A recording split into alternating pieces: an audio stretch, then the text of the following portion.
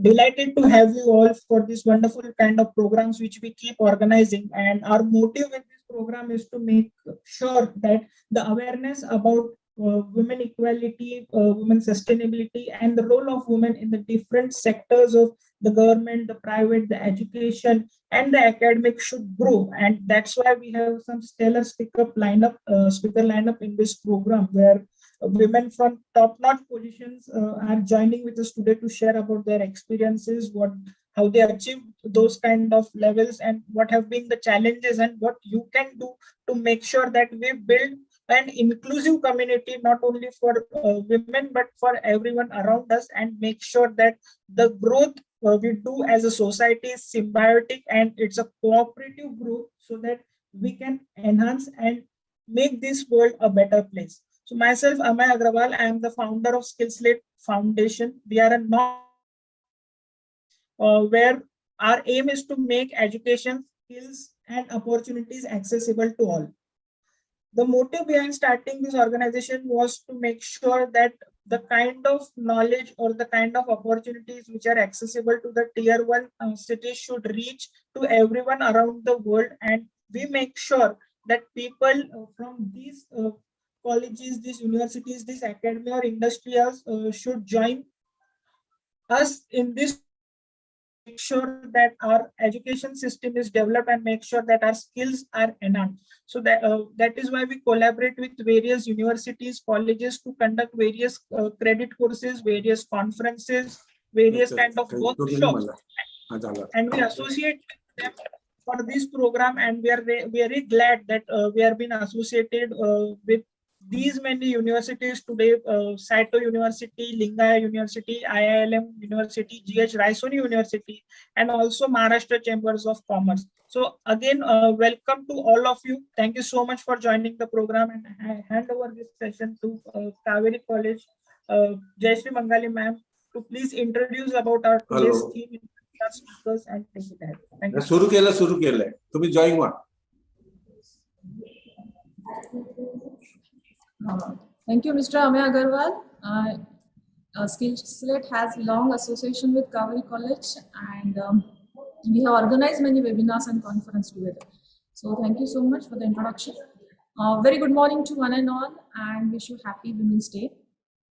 On behalf of Kaveri College of Arts, Science and Commerce and SkillSlate Foundation, I, Dr. Jayashree Mangali, IPC Coordinator of Kaveri College, welcome all the eminent dignitaries for the International Conference on Women's Empowerment and Challenging Barriers and Experience Sharing. So as we all know that International Women's Day is a global day celebrating the social, economic, cultural, and political achievements of women. Women's Day marked annually on 8th March. International Women's Day is one of the most important days of the year to celebrate women's achievement, raise awareness about women's equality, lobby for accelerated gender parity, and fundraise for female-focused charities. The campaign theme for International Women's Day 2022 is Break the Bias. Whether deliberate or unconscious, bias makes it difficult for women to move ahead. Knowing that bias exists isn't enough. Action is needed to level the playing field. So based on this theme, we have organized this international conference. With the blessings of Ma Saraswati, we are starting our today's international conference. Today we have visionary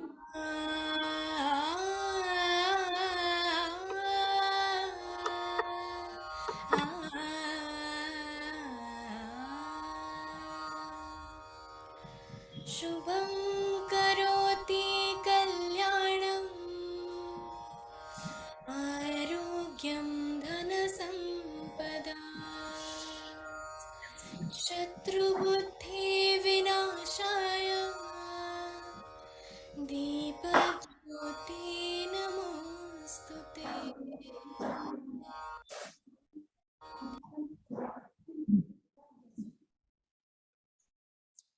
Today we have visionary and eminent women leader from the field of education as a chief guest and guest of honor for this international conference. Before going ahead with the brief introduction of all these dignitaries, I would like to request Dr. Ashok Agarwal, Principal Kaveri College and convener of this international conference, to welcome all the dignitaries and introduce today's program. Over to you, sir. Namaskar, good morning, happy Women's Day to all women and their family members and all of us. Friends, I welcome all of you in the family of Kaveri. Our President and Conference Chair, Mr. Kushal Hegde, our Chief Guest, Dr. Vinitha Guptan, welcome Guptan Madam, Mr. Lalit Gandhi, President of Maharashtra Chamber of Commerce and Industry and Agriculture, Mr. Dr. Meena Rajesh, Vice-Chancellor, Raisoni University, Dr. Jaskiran Kaur, Pro Vice-Chancellor, Lingaya, Vidyapeeth, Dr. Kakoli Singh, Pro Vice-Chancellor, IILM Universities, our inspiration, our Secretary, Mrs. Malati Kalmadi, our resource person, Vasanti Joshi, all my colleagues from Kaveri College and other colleges, other institutions across India and outside India, and dear participants. I welcome all of you. At the beginning, I am thankful to all our academic partners, SkillSlate, the enthusiastic support for all Kaveri activities, and SkillSlate founder Mr. Amey Agrawal, Maharashtra Chamber of Commerce, Saito University College, IILM, Lingaya, Vidyapeeth, and Raisoni University. We are very grateful to you for joining this event as an academic partner. Friends, this year, United Nations Women's Forum theme is Gender Equality Today for a Sustainable Tomorrow. And on this background, we are organizing this international conference on women's empowerment and challenging barriers. Friends, according to Indian philosophy, all the Shaktis, all the powers are vested in goddess, that is women. If you require wisdom, pray Ma Saraswati. If you require wealth, pray Ma Lakshmi. If you require strength, pray Ma Durga. For peace, Ma Bhagwati. So, woman is always respected in the society, and today is the day to salute the contribution of all women for developing India, for developing all the nations, for developing mankind. I will not take your time. I just wish you all best and welcome all our academic partners, all our chief guests, all our guest of honors, our president, secretary, and all the dignitaries. Thank you very much. Thank you. Thank you, sir. Under your visionary leadership, Kaveri College has now reached at international level today. So thank you for your valuable guidance and support for all the activities and events that we have organized in Kaveri College. Thank you, sir. We are very fortunate to have Honorable Shri Kushal Hegde, sir, President Kannada Sangha, as a conference chair for this conference. Kannada Sangha Pune was founded in 1950 as a cultural organization of and for Kannadigas residing in Pune, and Kaveri Group of Institutes offers programs for pre-primary school to postgraduate courses. So more than 8,000 students are studying in Kaveri Group of Institutes. Under the visionary leadership of Honorable Hegde, sir, Kaveri Group of Institutes has set standards in the field of education. I welcome Shri Kushal Hegde, sir, and request him to address the gathering. Over to you, sir.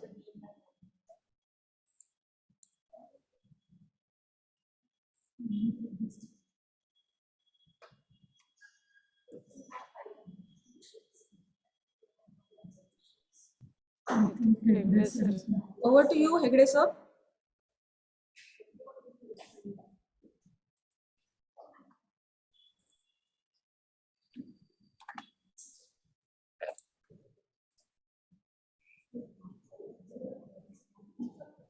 Sir, I think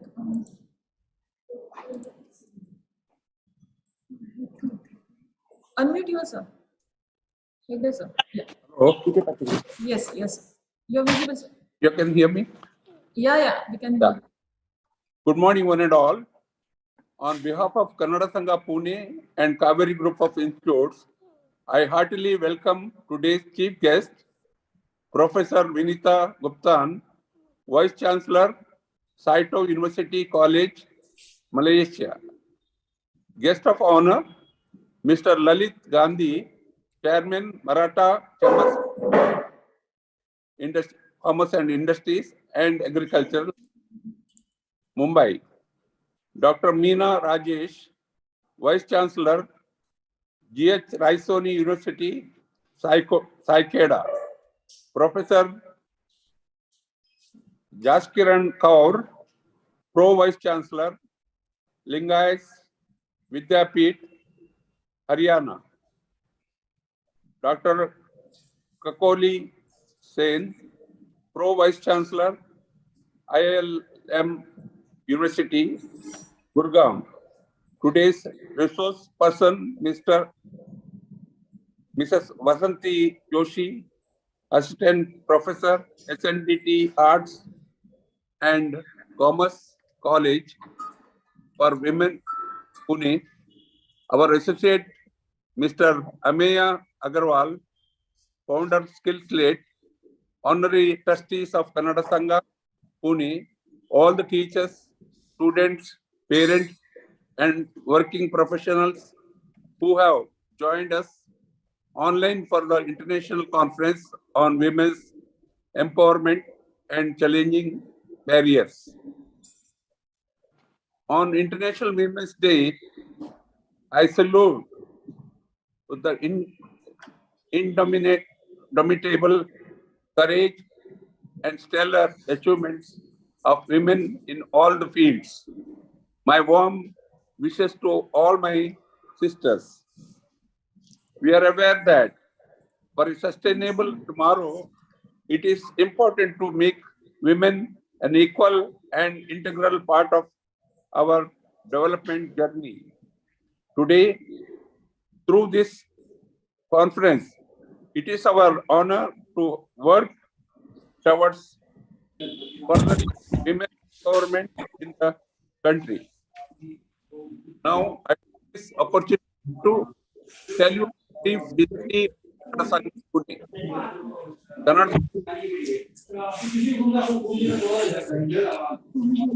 Kannada Sangha Pune of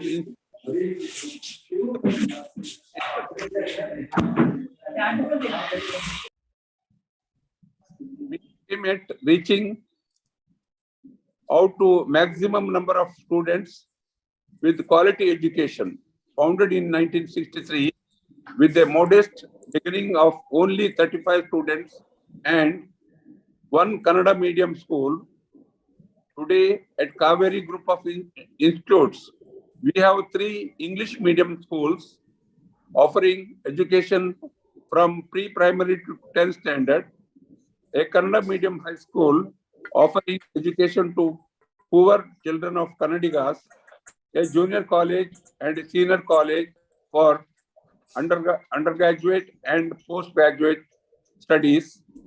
We have over 9,000 students studying under the umbrella of Kaveri with a staff strength of over 500. At Kaveri, we focus on the holistic development of our students. For this, we provide plenty of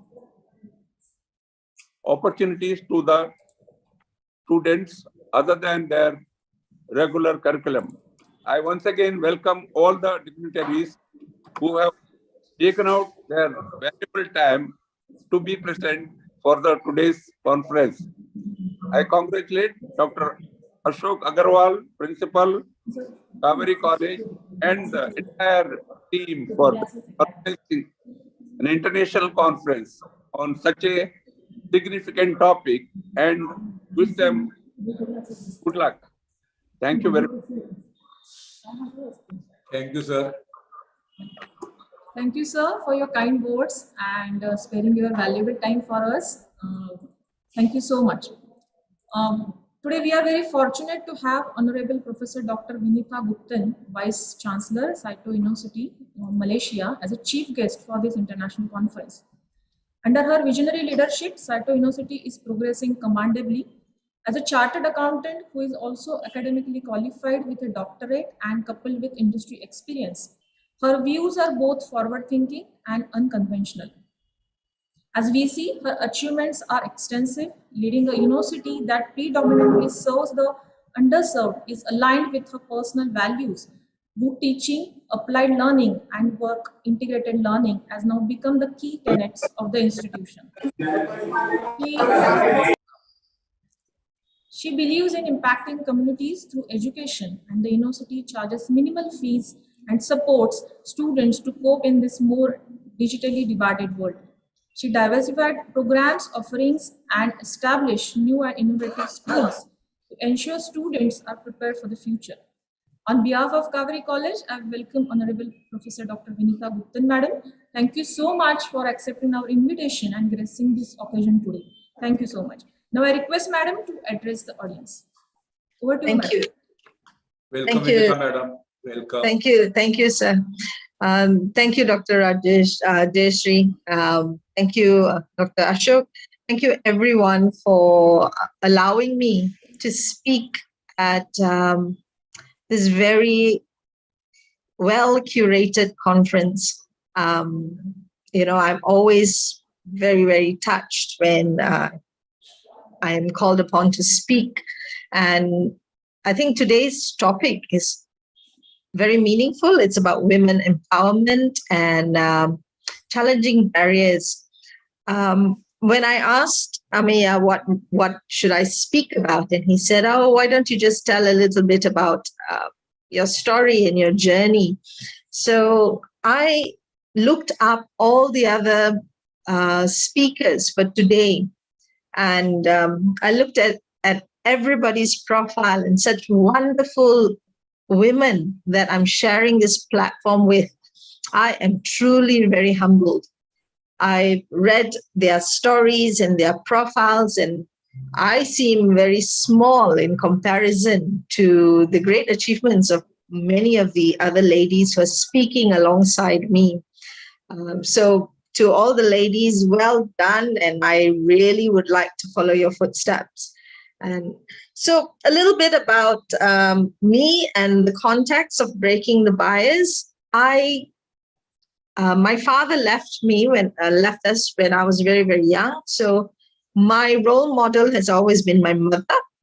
And she is a very strong woman. She was very clear about her purpose, what she had to do for my brother and I. And it was the great clarity of purpose that was the first thing I latched on when I was very young. And every time she did something or we decided to do something, she told us, you must ensure whatever you are doing impacts another individual in a positive manner.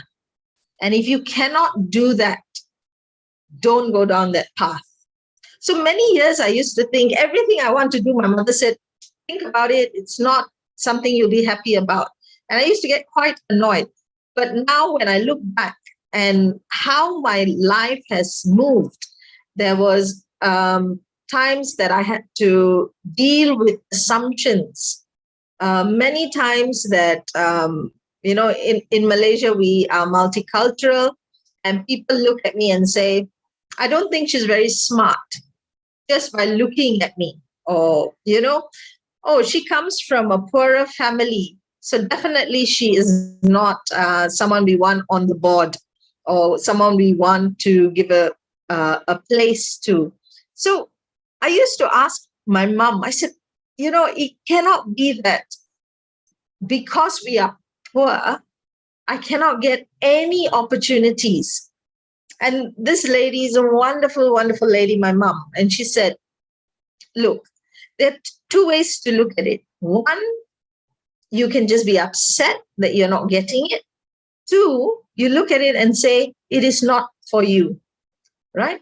That made me realize that my faith and my belief and my religion teaches me to trust the process, to trust whatever comes to me belongs to me. right? And if it's not supposed to be mine, I won't get it.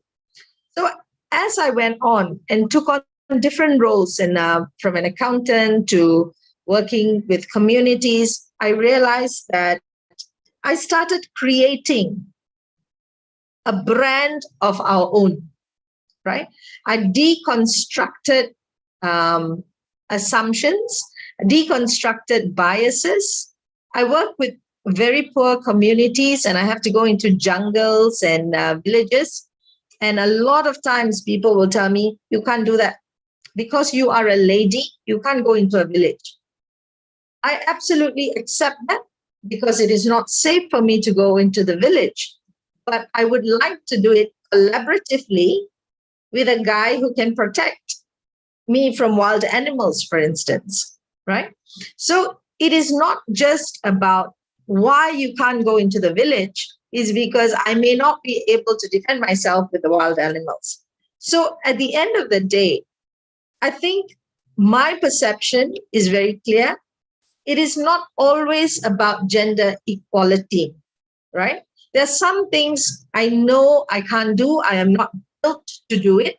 But what I'd like to put forth for all of us to think about is, how do we now get to a purpose or to an objective collectively, right?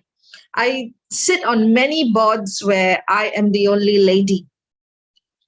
And why that is important that I'm bringing up is because sometimes people forget that there is a lady in the conversation. So they get carried away and they speak about things that may not probably be very nice for me to hear.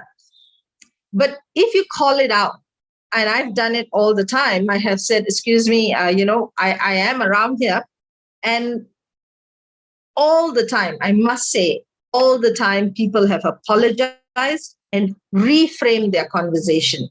So I learned that if I want to get something, if I want to get an equal place at the table, I have to go and ask for it.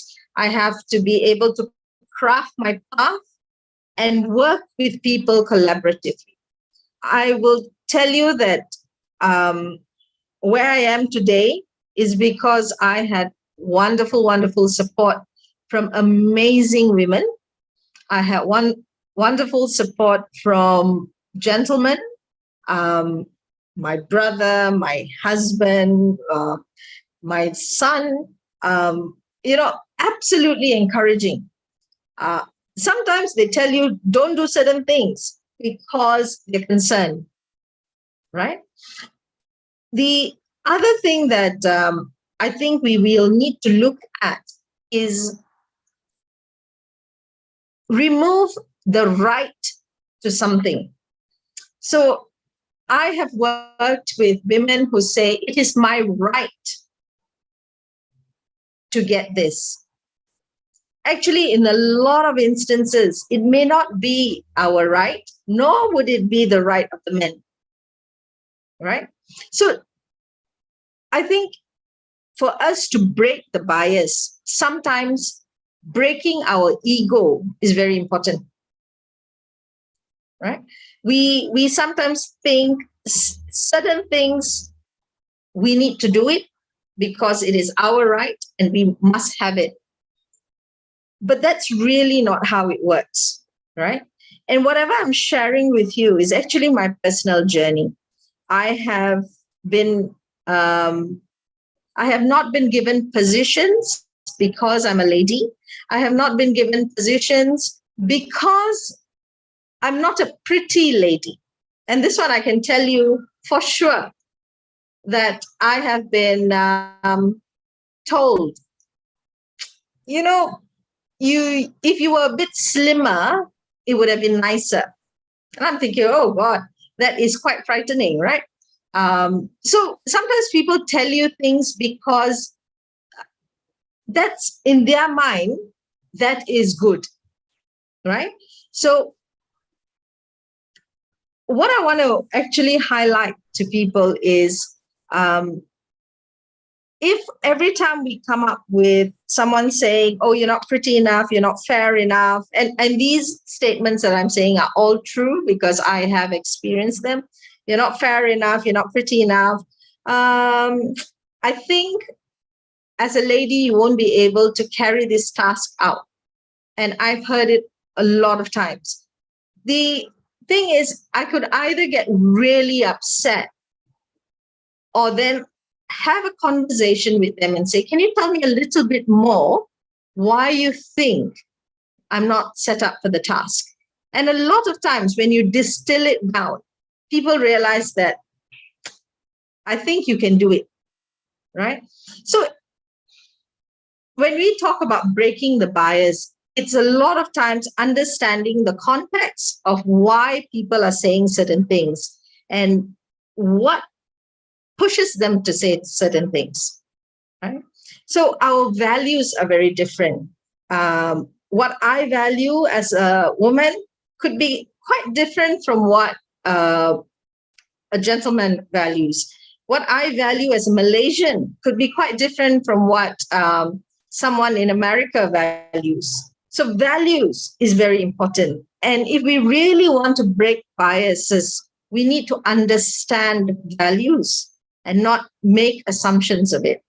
The other one is the impact.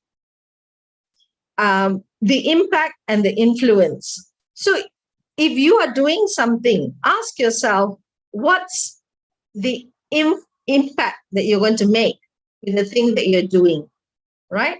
And who has influenced you in your life for you to behave in that manner? And the impact and influence is something my mother taught me from very, very young. The third one is the norms. What are your norms, right? As an individual, as a woman, as a teammate, as a board member, as a vice-chancellor, what are your norms, right? How you carry yourself will determine how people look at you, right? And you can't expect everybody to look at you in the way that you want them to. You must accept that some people would listen to me today and say, oh, this woman is talking rubbish because she is already the vice-chancellor, so she doesn't really need to worry so much. We come from a different environment, different society. The answer is very simple. We are the same. I have reached out to so many women to assist me. I have reached out to senior women to become my mentor, right? I have reached out to, I have learned something from, until today, the cleaner that used to clean one of my offices is somebody I call to ask for advice. She may not have got her degrees, but she gives the best advice because her advice is so practical. She'd look at me and say, you are not very clever. And I've got that many times from her. She said, you are not very clever. You're thinking too much. The answer is very simple, right? So my something that I tell everybody, I can only be as successful as the people around me, right? I have mentors who have taught me to step away from certain things. I have people who look out for me, and I have mentors in all walks of life, because they see things from a different perspective, right? A perspective that I'm always blindsided. So for this International Women's Day, and as we speak, and we're talking about breaking the bias, there is one thing I want to leave everybody with today is that this journey that we are on is a journey that we cannot do alone, right? We need everybody that passes our life, and we come in in touch with has something to teach you. So I have something that I do, and I've been doing this for over 20 years, is every time I meet somebody, I write 3 good things about them, right? I write it, and the next time you call me or you call me, I would actually look at it and say, I know why I like you, right? And I do it with all my staff, because if they don't live up to my expectations, I start weighing it out and saying, these 3 things, is it better than what they have just done today? And 9 out of 10 times, people are generally very nice. It is just a matter of us looking for good things. And I think just by looking at good things about people has helped me overcome a lot of obstacles. I reach out to a lot of people for help. This journey that I'm on, I can never do it alone. And to everyone watching here, I invite you to help me as I will help you. And I will definitely hold the space for women to become very, very successful.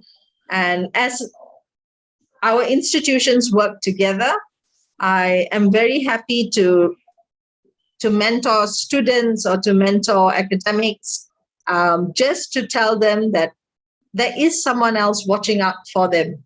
And with that, I want to thank all the gentlemen that I see here today on my screen. It would have been wonderful if I could visit you, and all the ladies for making today happen. And my last words would be, enjoy not just the International Women's Day, but enjoy every day that we have been given a space on earth. Thank you very much, and do have a successful session. Thank you, Dr. Over to you, Dr. Jayesh. Thank you, Dr. Vinitha. We like to have closer association with your university. Let us come closer. Let us see whether we can do for international student and teacher exchange or joint programs, collaborative courses.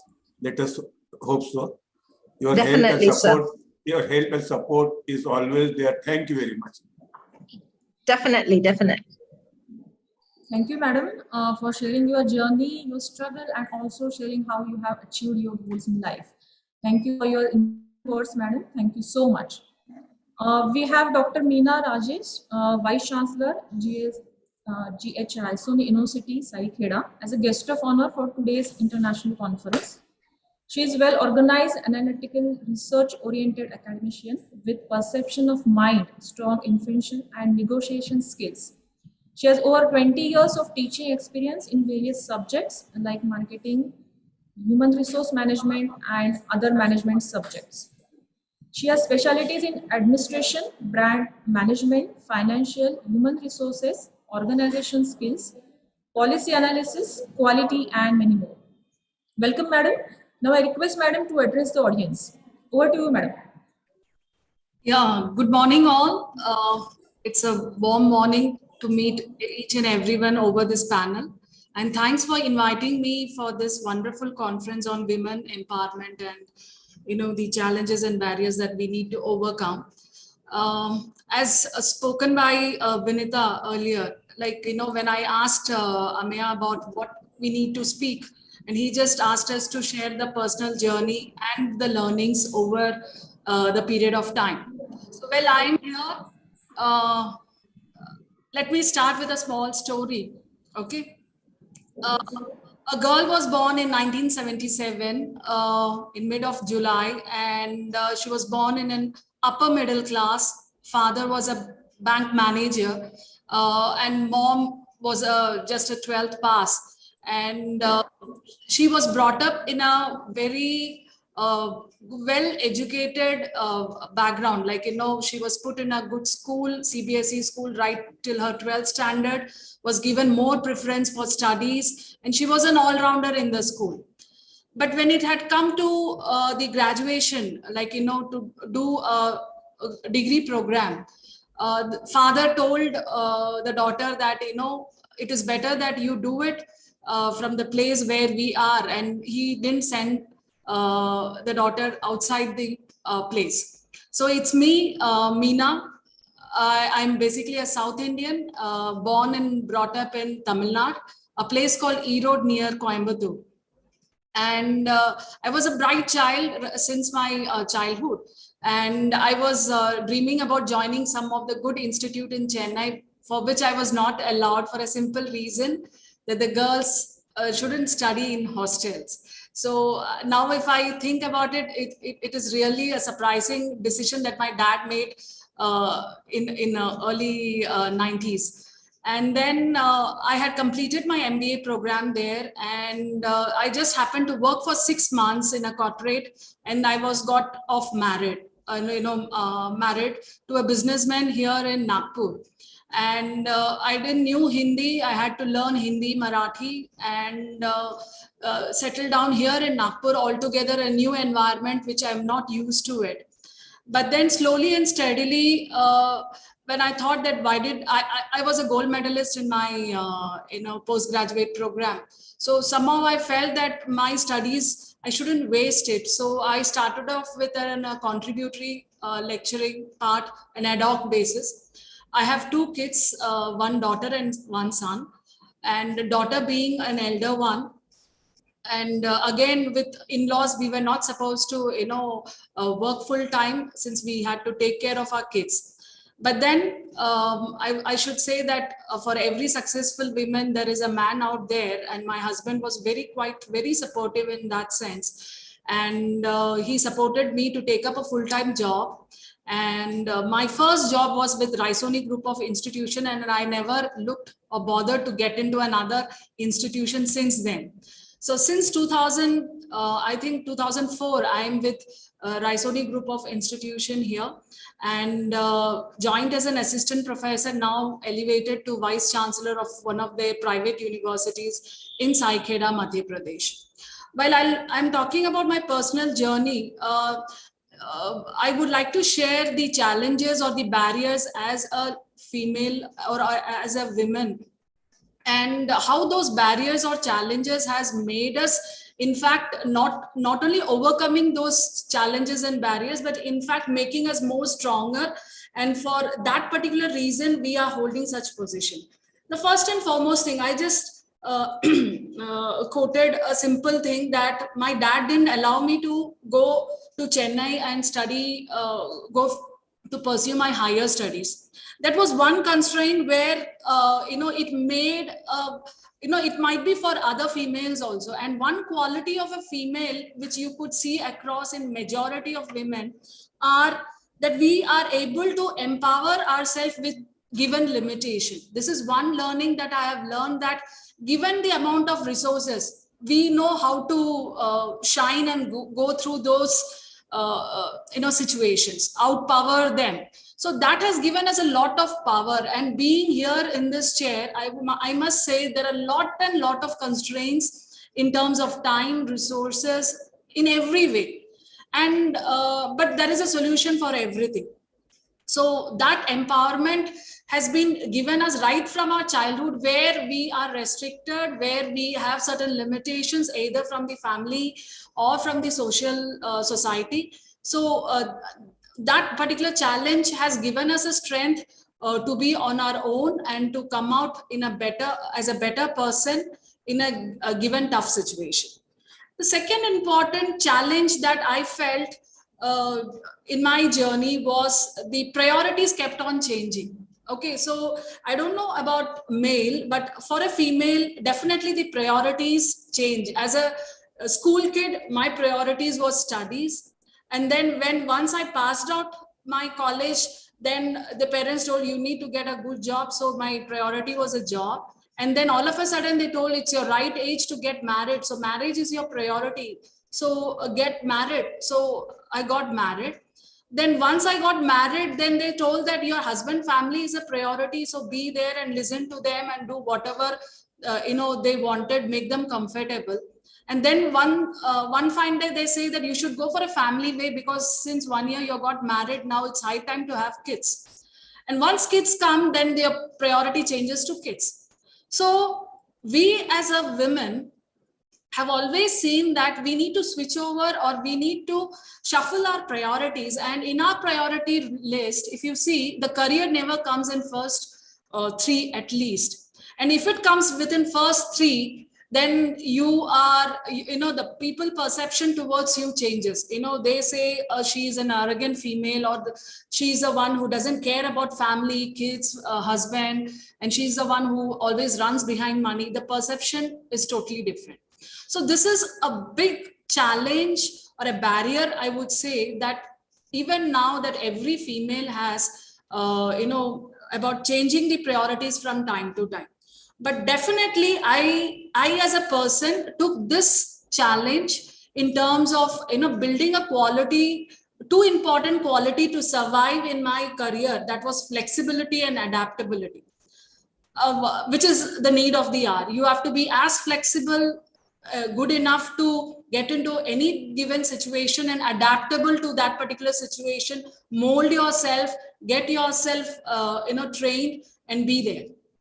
So this particular challenge has always helped me to, be more adaptable to the situation. And also I have always motivated my fellow staffs, female staffs, to have this quality of adaptability and flexibility, because many crib about, they always have this cribbing habit of, what would my husband say, what would my family say, or this or that, and hesitant about taking or making a choice.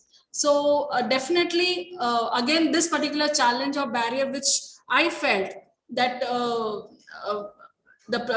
changing priorities has always helped me to pick out this flexibility and adaptability feature. The third important thing, which, as a challenge, which I have always felt, is the social pressure. Okay, as a female, you are always looked upon as a multitasking, the most talented and the best, female around. You need to be the best daughter, best mother, best sister, best, for in-laws, you have to be a good daughter-in-law. So that kind of social pressure is maintained, and for that, we really push ourselves to the most, tough situations where our mental and physical health gets deteriorated. I must say that many, female, working females, they give up in the middle because of social pressure or the family pressure. Somehow, if you, as Vinitha told, sometimes in a room of 30 to 40 executives and bureaucrats, I feel I'm the only female sitting and discussing in the meeting. So at the top in the administration, if you see, out of 100, there are only 10% of females occupying those chairs. I ask myself, what is the reason behind it? And most of the reason is that we females give up in between. Like, we come up to a conclusion that, okay, for me, the family is more important, or I can't do both the things together. For all those out there, I would like to say that have little patience. The patience and perseverance is the one which will actually push you and make you to go through that, cross that particular storm. So if you don't give up, you should always have a little more patience than others in order to overcome this social and family pressure. Because I must say, both the kids are in college. Okay, my husband goes to office from morning 9 to 10, morning 9 to evening 10 o'clock. So what I'll be doing, if I would have given up my position as a Vice-Chancellor and compromised myself with a professor category, comfortably just handling 2-3 classes and being at home. So I feel like I have made a right decision. Because when I was offered this particular post, my my son was in 12th standard, and everyone told not to take it up, because I can't give up time, give more time to my kid for his studies. But somehow my inner conscience, what do you say, I heard to it, and I went ahead, and now I feel I made a right choice, because the opportunity does not knock your door every now and then. So if you get an opportunity, you should definitely grab it. And the fourth most important challenge or the barrier which I felt during my journey was the emotional stability or emotional, our mental strength. Because there are times when you have to go through a lot of emotional, imbalances in life, for which I have always adopted one thing. See, every day I write diaries, as even Vinitha writes. The earlier speaker had told that she writes about 3 good qualities about the people she meets. But what I do is I every day pick out certain quotes or read good stuffs and motivate myself and get through those difficult times. So because I live in a joint family, and many a times because of the ill health of our father-in-law or mother-in-law, you had to give more time to your at home. At the same time, that there are certain important official work in the office. So those times are really tough, and we need to have a mental and emotional stability to take up those decisions, where to give and how much to give time to which part of your life.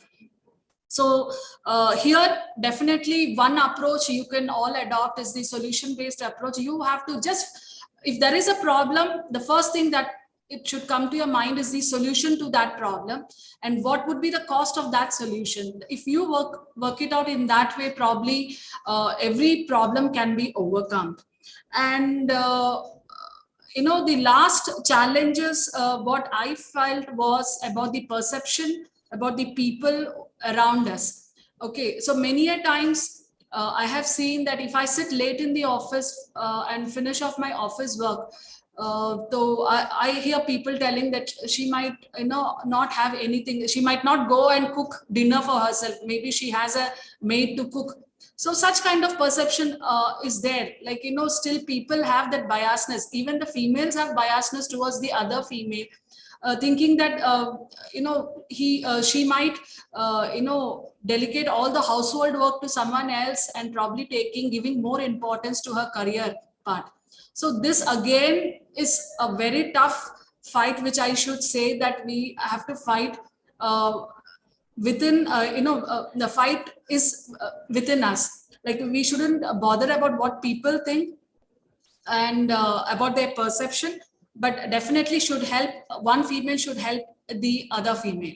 So what I feel is that in order to be successful, it only needs few stable, steps that you have to take it up, and one at a time, and not think too much about stuffs that are going around you. Because in long run, if you see life as a bigger picture, then there is many things that we need to fulfill in life. So I just want to conclude by saying that change the changeable, accept the unchangeable, and remove yourself from unacceptable. So this is what I follow in life. So I hope fellow mates also, take one or two, lessons, or say the advice from my journey. Thanks for the opportunity. Thank you. Thank you so much, madam, for sharing your inspiring journey from assistant professor to vice-chancellor. Thanks a lot for your kind words. You have nicely explained how to overcome our limitations and go ahead to achieve our goals and grab each and every opportunity in our life. Thank you so much, madam. We have Professor Dr. Jaskiran Kaur, Pro Vice-Chancellor, Lingaya Vidyapeeth, deemed to be University Haryana, as a chief of guest of honor for this international conference. Welcome, madam. She has more than 20 years of experience at various administrative positions. She is a strong operations professional with experience in developing a complete ecosystem, annual planning of the colleges, project management, new departments, establishments, outcome-based education. Welcome, madam. And now I request madam to address the audience. Over to you, madam. Thank you so much, ma'am. And I really feel great to be among all the, great personalities. The way ma'am has been telling, we have to support other women. I would like to start with one Punjabi quote being, very well known in Gurbani also. So kyo manda akhiye jit jamme rajan.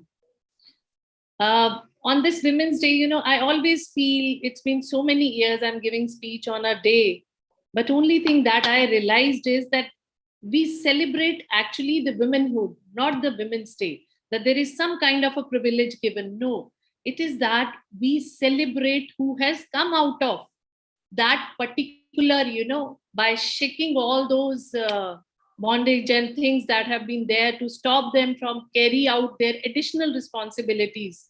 I was very happy to listen to ma'am just right now that, balancing is something which is must.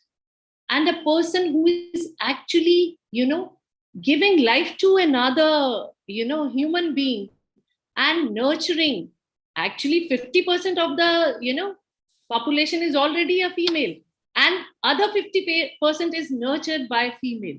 So we are never equal to male. We all are, we always say we are superior or something. We just want that everybody should understand we are equal. And on this platform, because I'm not formally going to speak anything, because the organizers told me that it is going to be a, sharing of your experience. I'll share the experience. While I was studying, I got a chance to study in Singapore, and I started my first job also from Singapore.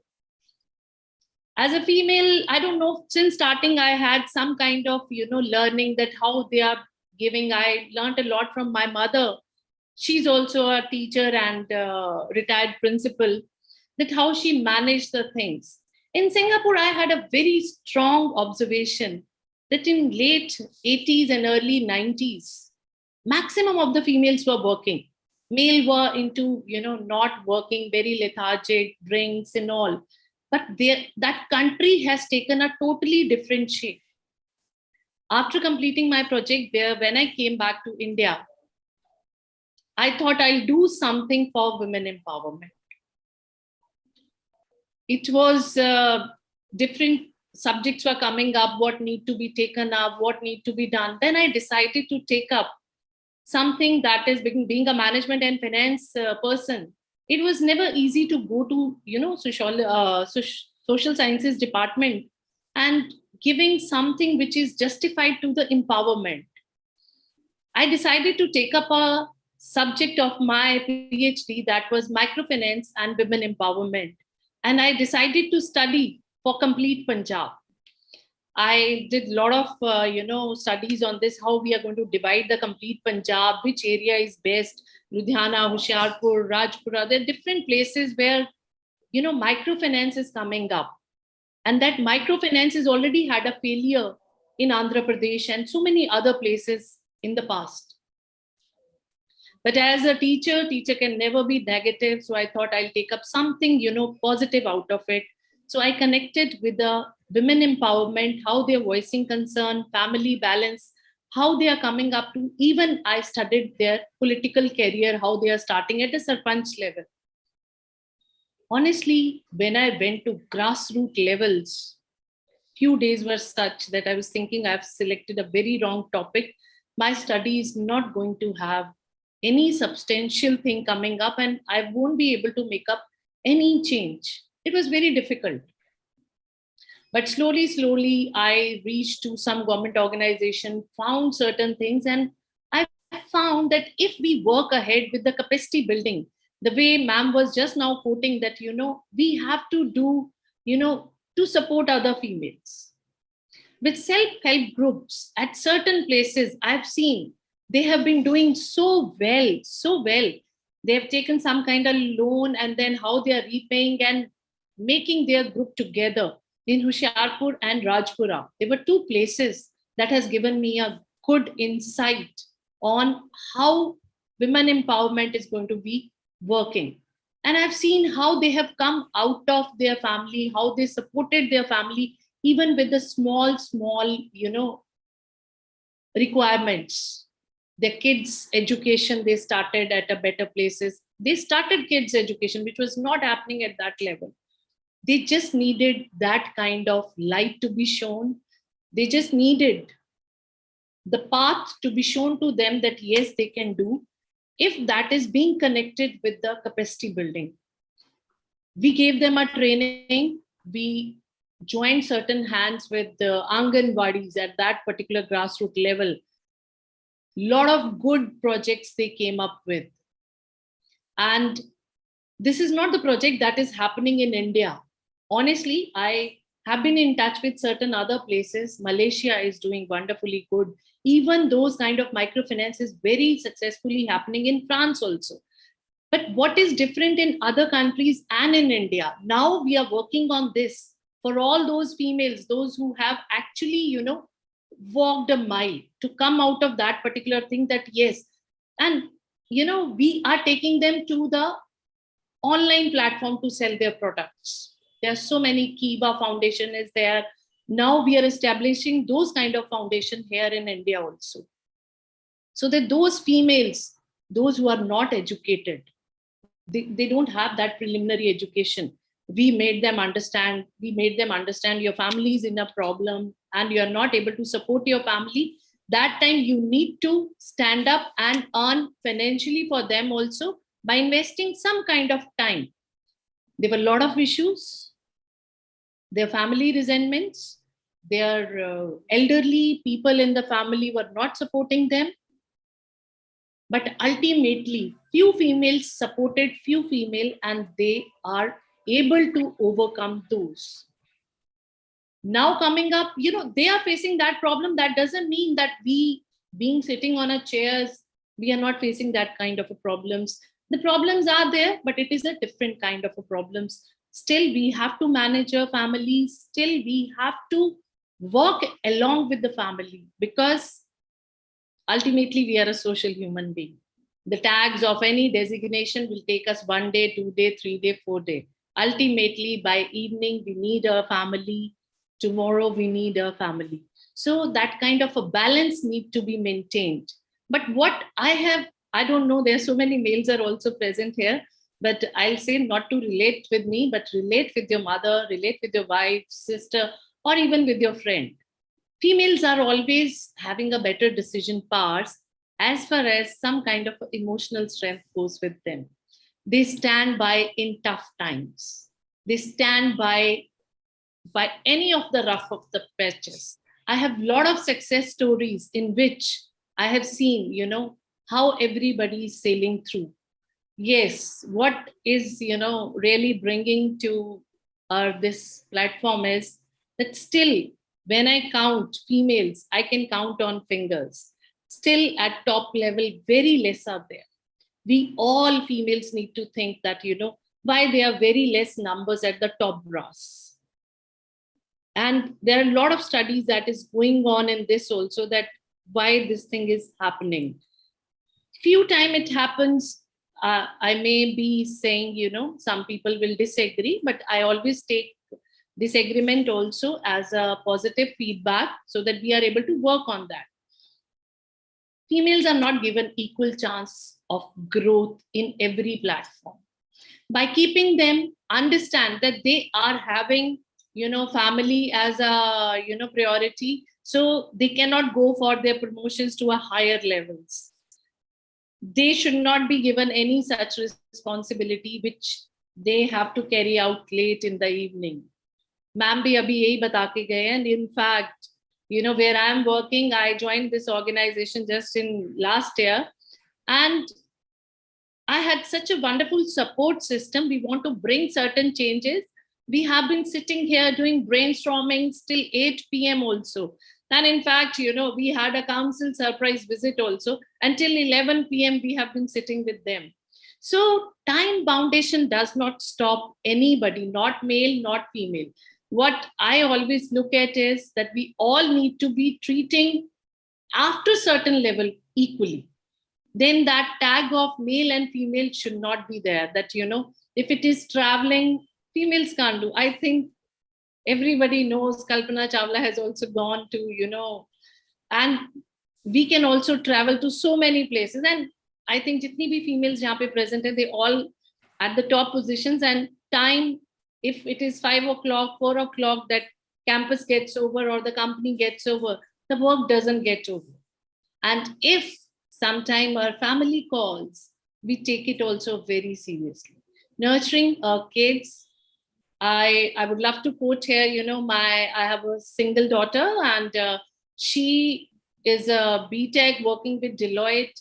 When I see her, that she's working, across, not looking at watch, not even looking at her food habits, and working with the team, even work from home has become so hectic. The whole family supports her also. When I see, my mother-in-law is supporting her, my husband, who's a business owner, is supporting her.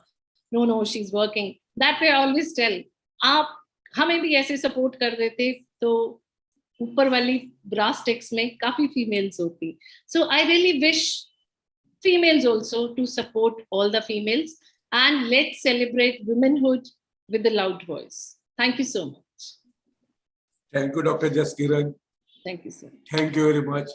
Let us hope coming closer. Thank you, madam. Let us collaborate for some academic project with your university. Looking forward, sir. Anytime, most welcome. That will be our pleasure, ma'am. Thank you very much. Thank you so much, ma'am. Thank you so much. Thanks for taking out time, ma'am. Means a lot. Thank you so much. Thank you, madam, for your kind words. Madam, you rightly said that we are celebrating Women's Hood, not just the Women's Day. Thanks a lot for sharing your experiences in capacity building. And thank you so much, madam, for joining with us today. And yes, it is a subject of research why very few women are at the top level. So thank you so much. I welcome Mr. Sudhakar Rao, sir. And thank you so much for joining us today. Welcome, Sudhakar Rao ji. Welcome. Thank you very much. Yes. Shall I go ahead, sir?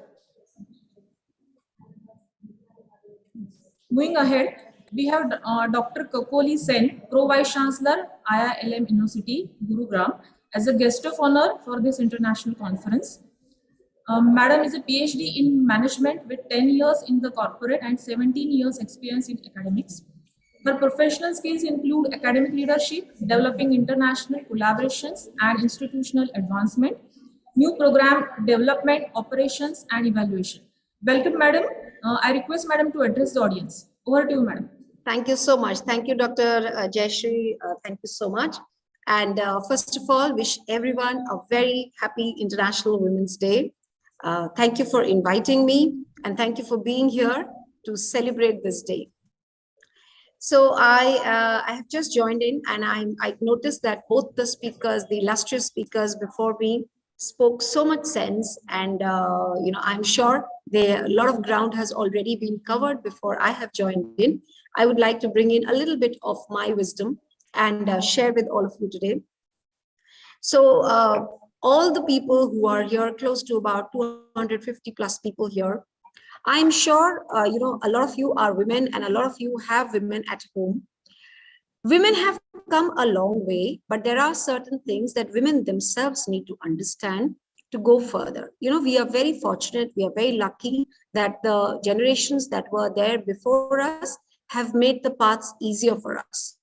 We've, a lot of today, at least in the urban setup, a lot of educated women are around, they are taking up jobs, they are going places. They are also reaching top brackets, and there are women in the sports, there are women in technology, there are women in defense, there are women in politics and education, of course. So now is the time for us to do something more so that our next generations thank us for this. The path to attaining education, the path to becoming successful is already there. That's how we are all here today. In some way or the other, we have been able to achieve what we started out for. So our job should be more now to, in my opinion, should be to, we are empowered already. Our job should be now to enrich the society around us, empower the ecosystem around us. And for that, I would just want to say a couple of things. If you look at even at the education sector, for that matter, any sector, there is this thing called glass ceiling, which we've been tackling for a long time now. In education, the majority of people working are women. However, at the same time, the number of vice chancellors, the number of directors is quite less. particularly in the government-owned, government-managed educational institutions. Private, yes, there are some, and I see quite a few here, but we could do a lot more. And in fact, interestingly, I was looking at one point of time, I've looked at the profile of a lot of guests who are here, Dr. Meena, Dr. Jaskiran, and a lot of others who've been here. We have achieved something, and I'm hoping that we should be able to pave way for more in the next days to come. My point that I would like to try and make here is that there is something called there's something called imposter syndrome. I was reading it somewhere that imposter syndrome is something where women fail to take pride or fail to take credit of something they have actually achieved, which is in a way brings out that, they're not confident of what they are doing. And this one thing that, that your or our not feeling confident enough of the position that we are currently in sends a lot of nonverbal communication, sends a lot of body language, communication, which makes others doubt that are we really, if we are not confident about what we are doing, why should others feel confident about it? So first is that imposter syndrome. Have a path for yourself, carve a path, have a target, work on that target in the most diligent manner, try and achieve and try and reach that path, that position that you've talked about. Anything, it could be any target, it could be anything that you've set out for, not necessarily a position. It could be any, if you're in academics, if you want to pick up degrees, you want to do research, you want to do work, you want to do projects, you want to do MDPs, whatever you've thought out of, do those, try and attain them, have a plan, have a focus, and work on them. Once you reach there, or as you are reaching there, take credit. Take credit of yours. There's a borderline difference between pride and arrogance. So don't go there, that side, but take pride in whatever you're doing. Once you take pride, start mentoring others. That's very important. I always feel and say that this age group of 25 to 40, 45 for women is very critical. This is the time when you get married, when you have babies, when your children grow up, they go to college, your parents, your husband is also going through a work transition, and he's also probably getting opportunities. You could be shifting places. Your parents could have health issues and so on. So these things will happen. They're part of life. We have to manage with them. A lot of times I've seen something like this happens and women are ready to, at the drop of a hat, they're ready to leave their jobs and move on. The child is in 10th, 12th, going to college, husband is getting transferred, parent is sick. We are wanting to drop our job and look after them. It's a great thing, it's a great emotion, but all of us in the family need to feel that. When we do that, a lot of things happen. For us, it could be just our job that we are sacrificing for the family. But for the employer who's hired you, has put in a lot of time, a lot of effort, a lot of expectations from you. When we do that, then when we leave the job like that, it makes life difficult, not just for the employer, but all other potential women employees who will always be thought of, okay, she's a young girl, she'll get married, have a kid and go away. Her husband is in a transferable job. All these become impediments. You may get a job, but the stability that the organization will expect from you, that may not be possible. So we need to take our education, we need to take our careers, we need to take ourselves more seriously. If we don't take ourselves seriously, why should others take ourselves more seriously? Second point that I want to make is that there is no need to make you empowered. You are empowered by studying, by getting economic freedom, by the thought process, by your emotional being.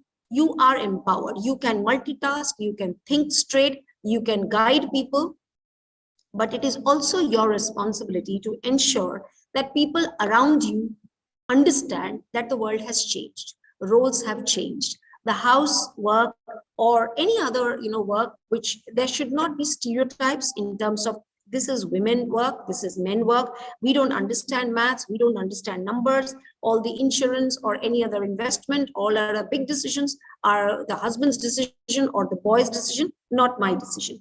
We have to break that mold. We are educated enough, we are aware enough, we are intelligent enough to be able to take these decisions. Our participation is important. By not participating, we are ourselves causing harm. And when we say women empowerment, let's not look for easy ways. It's a fair world. Let's call it a fair world, and let's look at it as a fair world where we ask for something. If we want something, we ask for something, and we don't expect others to give it to us just because we are women. So that is not going to work for long. It's not a sustainable kind of thing. If we want equality, we should be able to forsake some of the things, and we should be willing to work harder. The third thing that I want to speak about is the supporting and the mentoring of your fellow women colleagues or women juniors. They may be going through a certain phase in their life. As seniors, as somebody who's achieved something, it's important to reach out to them. There's something called Queen Syndrome, where we start, whatever we say today, that the men think in this manner, we also start thinking in the same manner when we reach a position. We start behaving like men, we start thinking like men, we start disparaging others like men. Now, we are doing exactly what we were not in favor of some time back. This mold, we need to be careful about. We do it, not that we do it consciously. Sometimes it just happens. We think that's the way to do, that's the way to be, and that's how things will work out. But we are different. We are together, we are complementary to each other. We bring a lot of value, just like men bring a lot of value. We also bring a lot of value. We have to say that, we have to state that. In situations where we feel that we are not being given our share, we have to ask for it. We can't go on complaining about it. We have to show by logic that why this is important. We have to show by action. We have to bring results and say that, okay, I'm as good. And I'm not saying that we should, keep on trying to say that, okay, we are better, we can do this better, we can do that better. We are equal, and we need those kind of, privileges that you have.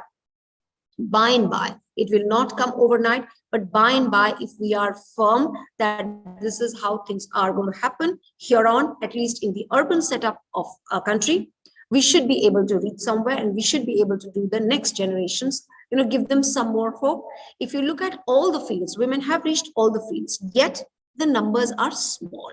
So when we talk, whether it is technology, whether it is, education, the numbers at those top brackets are, in fact, I was reading somewhere that a lot of women study science in India. A lot of women study science, engineering, but they don't do science. When it is actually practicing, probably they'll do BSc, MSc, then they will move on and do something which, it's a stereotype kind of job. So we need more women in technology, we need more women in work, and we need these women to take their work very seriously. With that, I would like to end, and what I wanted to bring in, I will just end with one example, personal example that I would like to quote. When I was much younger, I had a small kid, and in one of my offices, that I would leave on whatever the timing of the office was, whether it was 5:30, whatever it was, I would leave on time. And invariably, my male colleagues would say, "Oh, you're leaving so early. Is it?" And sometimes they would say, are you on a half day, or are you leaving on a short leave or something? So, and then everybody else would kind of laugh or, snigger and all. So I took it once, twice, thrice, and then I had to turn around one day and I had to tell people, look, I come to office on time, I work the whole day as required, and I leave on time, okay? I don't go for cigarette breaks. I don't go for juice breaks. I don't go for chatting around the bikes and the cars. So I will come on time and I will leave on time.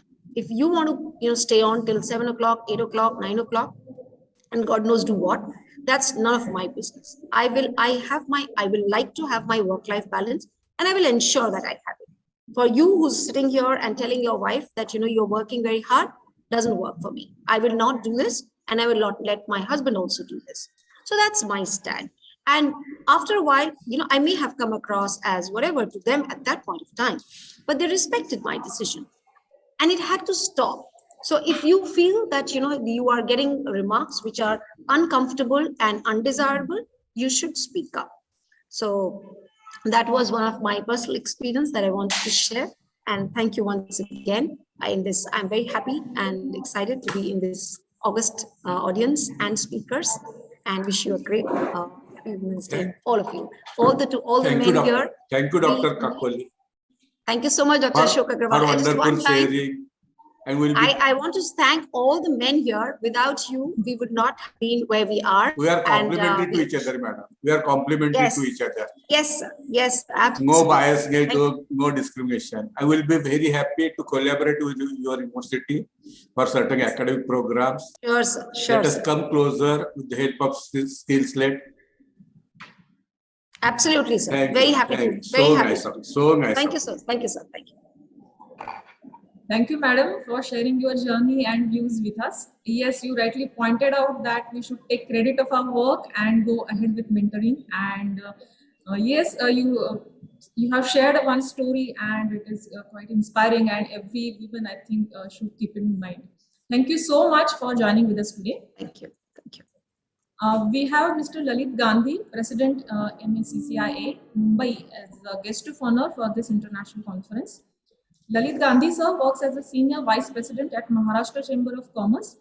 He has vast industrial experience and he has worked on various prominent positions such as Director, Kolhapur Chamber of Commerce, National President of All India Yuva Manch, etc. So thank you, sir, for joining this conference, and I request to address the audience. Over to you, sir. Thank you, Dr. Jayshree ji. Welcome, Lalit ji. Thank you. First of all, I would like to wish everyone here a happy Women's Day. Though this is a symbolic day to express our gratitude towards women, to salute the power of women. But I think this day starts on 8th March and ends on the 7th March of the next year. Good. That is the power of woman. We cannot ignore the importance of woman in our life. This is the very strange situation that we need to celebrate the Happy Women's Day.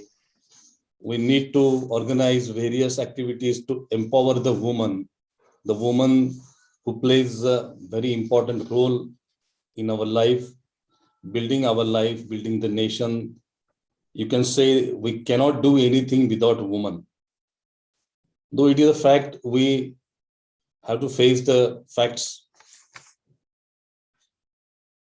It is my great honor to be here amongst such a most powerful woman for working as a vice-chancellors of different universities, as the principals, vice principals, professors, doctors.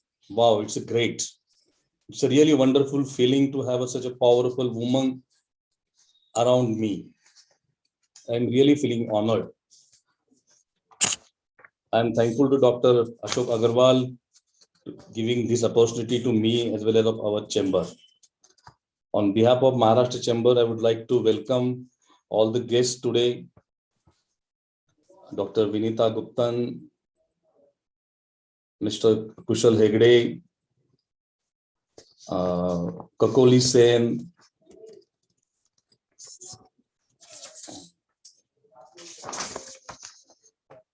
Dr. Jaskiran Kaur, Dr. Meena Rajesh. It was wonderful to get insights of journey of these powerful women in the walk of their life. It's really inspiring stories of every personality. It is my pleasure to introduce our chamber, Maharashtra Chamber of Commerce, Industry and Agriculture, as the apex chamber of the state. Founded in 1927, the great visionary late Seth Walchand Hirachan. The chamber plays a pivotal role for development of the state economically in every aspect. The chamber represents more than 7 lakh trade, industry and MSME sector working across the state for development of our great state of the India. Today, this is a theme, the barriers of the empowerment of women. What I think the major barrier in empowerment of women is mindset.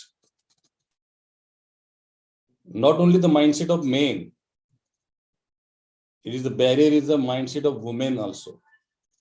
When woman herself thinks that she is inferior than men, that makes a major difference, that makes a major barrier in empowerment of women. We have to remove this barrier. Women have an equally important role in this community, in this society, in the nation, equally with the men. I think more important than men. Nowadays, women empowerment is the global issue which has gained a momentum in the recent decades, that the development of a society or nation depends on the social as well as economic well-being of women. Women empowerment means to create an environment for women where they have the right to make their own decisions. Women empowerment ensures that women have equal rights and also gives them the confidence to claim their rights. It also ensures the women live their life freely with a sense of self-worth and dignity. Women empowerment should give women an opportunity for education and equal employment opportunities without any gender bias. It also means to provide a safe and comfortable working environment for women. The first step towards women empowerment is to provide education to them. And I'm very happy to see all the powerful women here who are working to give the education in a new era where the globe is a one and the education became more important in our life. In India, half of the population consists of women. In modern India, besides rectification of international conventions, there are provisions in the Constitution and several legislative acts have been passed to ensure women empowerment. The empowering strategies need substantial fine-tuning to ensure that they are effective and result-oriented as well. The vision for the future should be built on gender perspective. Hence, there is a need for a comprehensive and holistic policy for women. And I'm proud, Maharashtra Chamber is proud to be one of the stakeholders and first chamber in the state who has launched the Women Empowerment Policy 2022 to 2027 by having focus on the advancement, development, and empowerment of women entrepreneurs. To support the women entrepreneurs, Maharashtra Chamber is planning to launch 6 excellence centers in each revenue region of the state, having an objective to make a vibrant entrepreneurial ecosystem through an enabling network of industry collaborations, partnerships, mentors, and peer-to-peer connect. These centers will provide value-added opportunities and information to women entrepreneurs on acquiring new customers, information, presentation, marketing of their products, branding of their products. This will give an opportunity to women entrepreneurs to demonstrate their capabilities in diverse fields. I would like to quote a famous statement of late Pandit Jawaharlal Nehru ji. To awaken the people, it is the woman who must be awakened. Once she is on the move, the family moves, the village moves, the city moves, the nation moves. Last but not the least, on the occasion of International Women's Day, I again want to wish all women and all men's happy Women's Day. Not just today, but every day. And I hope to see sometime soon. We all will celebrate Happy Men's Day. Thank you. Thank you, Dr. Ashok Agrawal ji. Thank you, Kaveri College. Thank you, Lalit ji. And everyone. Thank you, Lalit ji. Jaskiran, I will take a couple of minutes. Yes, yes. Thank you, Lalit ji. First of all, I congratulate Mr. Lalit Gandhi for his recent award of Rashtriya Vyapar Shiromani. On behalf of Kaveri family, on behalf of this forum, I congratulate Mr. Lalit Gandhi and Maharashtra Chamber. I also congratulate Lalit Gandhi for his visionary leadership and declaring Women Empowerment Policy 22-27. And we will be very happy to contribute little bit for this policy on behalf of Kaveri Group of Institution, Kaveri Platform. We have Incubation Center, we have Entrepreneurship Development Cell, so we can come closer for this. So yes, we'll be very happy. There is one cell, Gandhiji, there is one cell, Industry Institute Interface in Chamber. We are doing a lot of contribution for this. We are bringing institution and industry together. I'm seeing the contribution of Maharashtra Chamber, and we'll be very happy, we'll be very honored if a little bit assignment is given to Kaveri group of institutions for doing something in this regard. So we can collaborate Maharashtra Chamber with academic institution in Pune region and Pune University. Thank you very much. Definitely, Dr. Ashokji, it's a very good suggestions, and we will take this initiative to the next level very soon. For entrepreneurial development, for women development, and for institute industry interaction. Definitely. Thank you. We have good relation, and we have good relation across globe also. Yes, so we can bring Maharashtra Chamber also. A lot of inputs from the various powerful women today. Yeah. That is the vision of our cabinet. Yes. And our president, Mr. Kushal Hegde, has also conveyed his regard to Maharashtra Chamber. He is also the life member of Maharashtra Chamber. Yes, thank you. Thank you very much. And we are also life member. Kaveri College is also life member of Maharashtra Chamber. Yes. Thank you, sir. Thank you, sir. Thank you. Thank you, sir, for sharing your views and joining with us today. And thanks a lot for sharing the information about opportunities for women entrepreneurs. Thank you, sir. Thank you. Hearty congratulations, sir, for such a grand achievement. Thank you. Thank you. Thank you. We have Mrs. Malati Kalmadi, Secretary Kannada Sangha, Pune, as a guest of honor for this international conference. She is always a driving force for all of us. With her positive attitude and valuable guidance, Kaveri Group of Institute is progressing and providing quality education to the society. Welcome, madam. Thank you for joining with us today. And I request madam to say a few words. Over to you, madam. Yeah, thank you, Jayashree. Respected dignitaries who are present here this morning, Professor Dr. Vinitha Guptan, Professor Dr. Jaskiran Kaur, Dr. Meena Rajesh, Dr. Kakoli Sen, Mr. Lalit Gandhi, and special thanks to Ameya Agarwal. I'm so delighted that you have managed to get so many of us, both men and women, together. So congratulations to you, SkillSlate Foundation. And Mrs. Vasanti Joshi, who's our resource person for this program. It is wonderful to be here as part of the celebration of the International Women's Day. I know that India has come a long way from the days of sati, dowry, and illiteracy. And today, and even many inequalities that we have all realized and felt. And the stories which each guest has shared today on this platform only speaks about we need role models. And I'm so happy that Dr. Ashok Agrawal, you have managed to get such young role models for all of us. So I think that is going to influence and impact the lives of all the women and men who are here today. Because according to me, this empowerment which we talk about, this barriers that we talk about, is created by both men and women.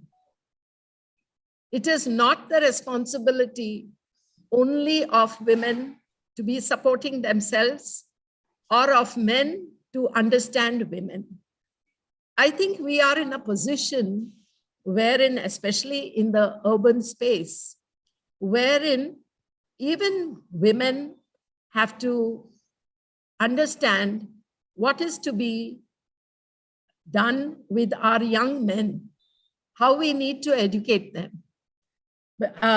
Many of the speakers who shared their lives, I resonate very well with whatever each one of them has told, because we are in this life together.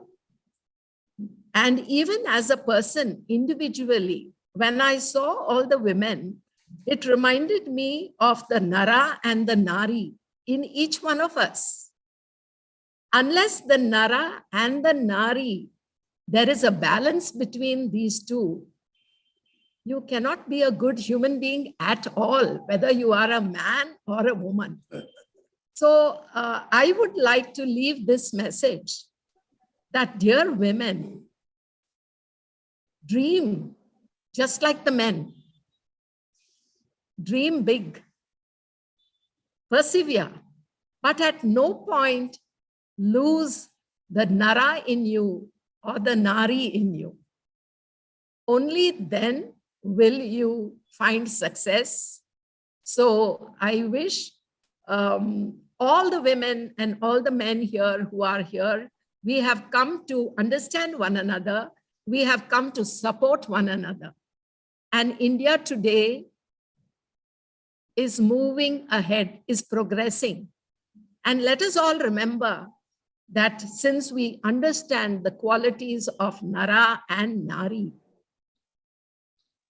it is only contemplation and reflection and listening to our inner voices that is very much necessary. And I thank all the dignitaries who were here in this platform, that you are real role models. Thank you for sharing your lives. And with Mr. Lalit Gandhi, I'm so happy that you have created this women's empowerment policy, because unless we have these policies in place to support us, it is just a step you are giving us.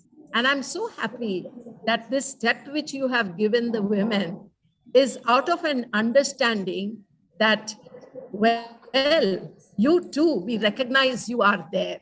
You are a power which is neglected. And today, unless we have this 50-50% of equal opportunities for both men and women, our country will not progress. And I'm so happy that the Maharashtra Chamber of Commerce, Industries and Agriculture has realized this, because all of us as human beings would not have been here if it were not for a woman. And even Gandhi has spoken about it, that she is actually the nucleus of a society.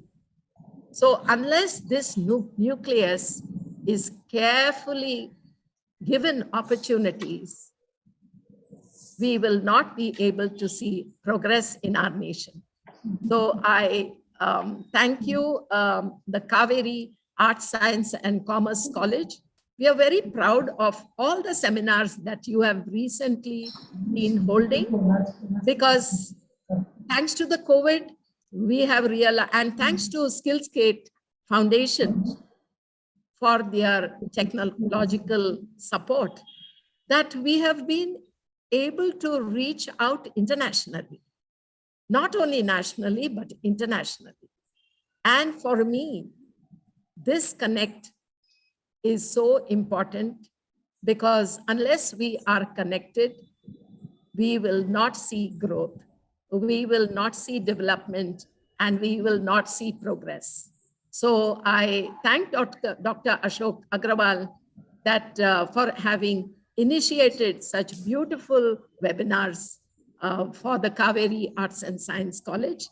And I would be failing in my duty if I do not thank all the teachers who have supported him beautifully in organizing every program of ours. So thank you very much. Thank you, madam, for your continuous support and motivation. And we'll definitely do something with the help of all these universities and other academic institutions and Maratha Chamber, Maharashtra Chamber, something for women development, entrepreneurship development. And I'm very sure Lalit Gandhi and his team is always supporting us. Thank you very much. Sir, I would like to today request you that madam, as a, as a result of this impact of this international conference, you come up with your team one program which will definitely help every woman in our college with her sort of dream. So if you can come up with one, then by the end you can say it is because of this international conference and such wonderful speakers that the impact has been so. If you can collect that data and Yeah, put it across, that would be really great. Okay, Sure, thank madam. you. Sure, madam. Sure. Thank you, madam, for sharing your views. It is always very pleasant to listen to you, madam.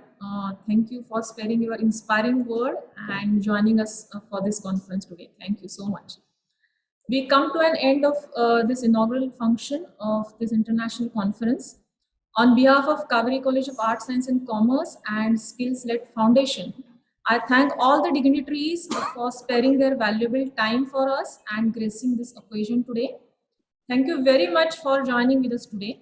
I also thank Mr. Amay Agarwal, founder SkillSlate, for technical support, taking initiative and bringing eminent people from the field of education to this international conference and making it as a grand success. Thank you so much for your support and association with Kaveri College.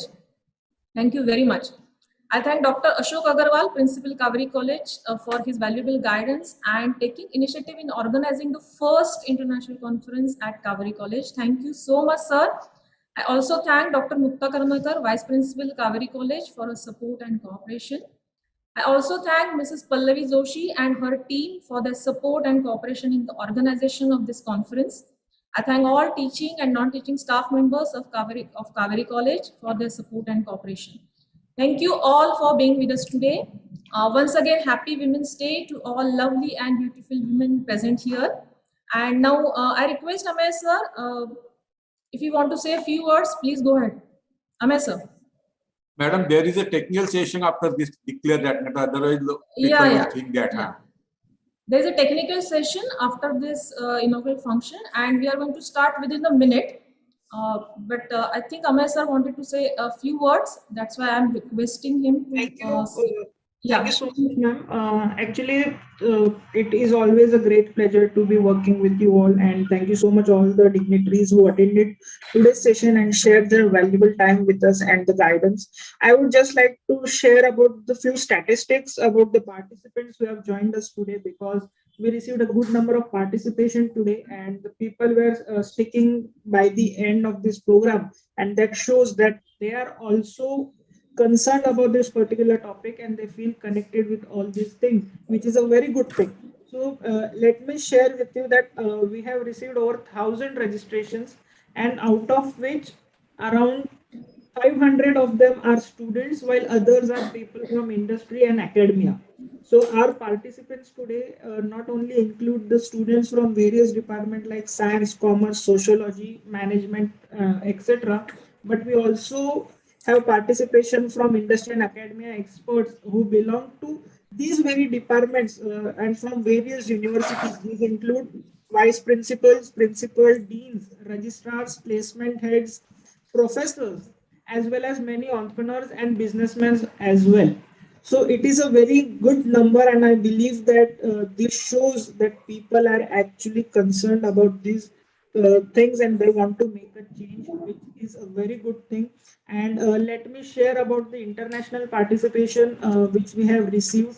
Since it is an international conference, we are very glad to have received a good number of participation from international people as well, and around 10 international participants have joined us from Philippines, Sri Lanka, Oman, Nigeria, Nepal, and Malaysia as well.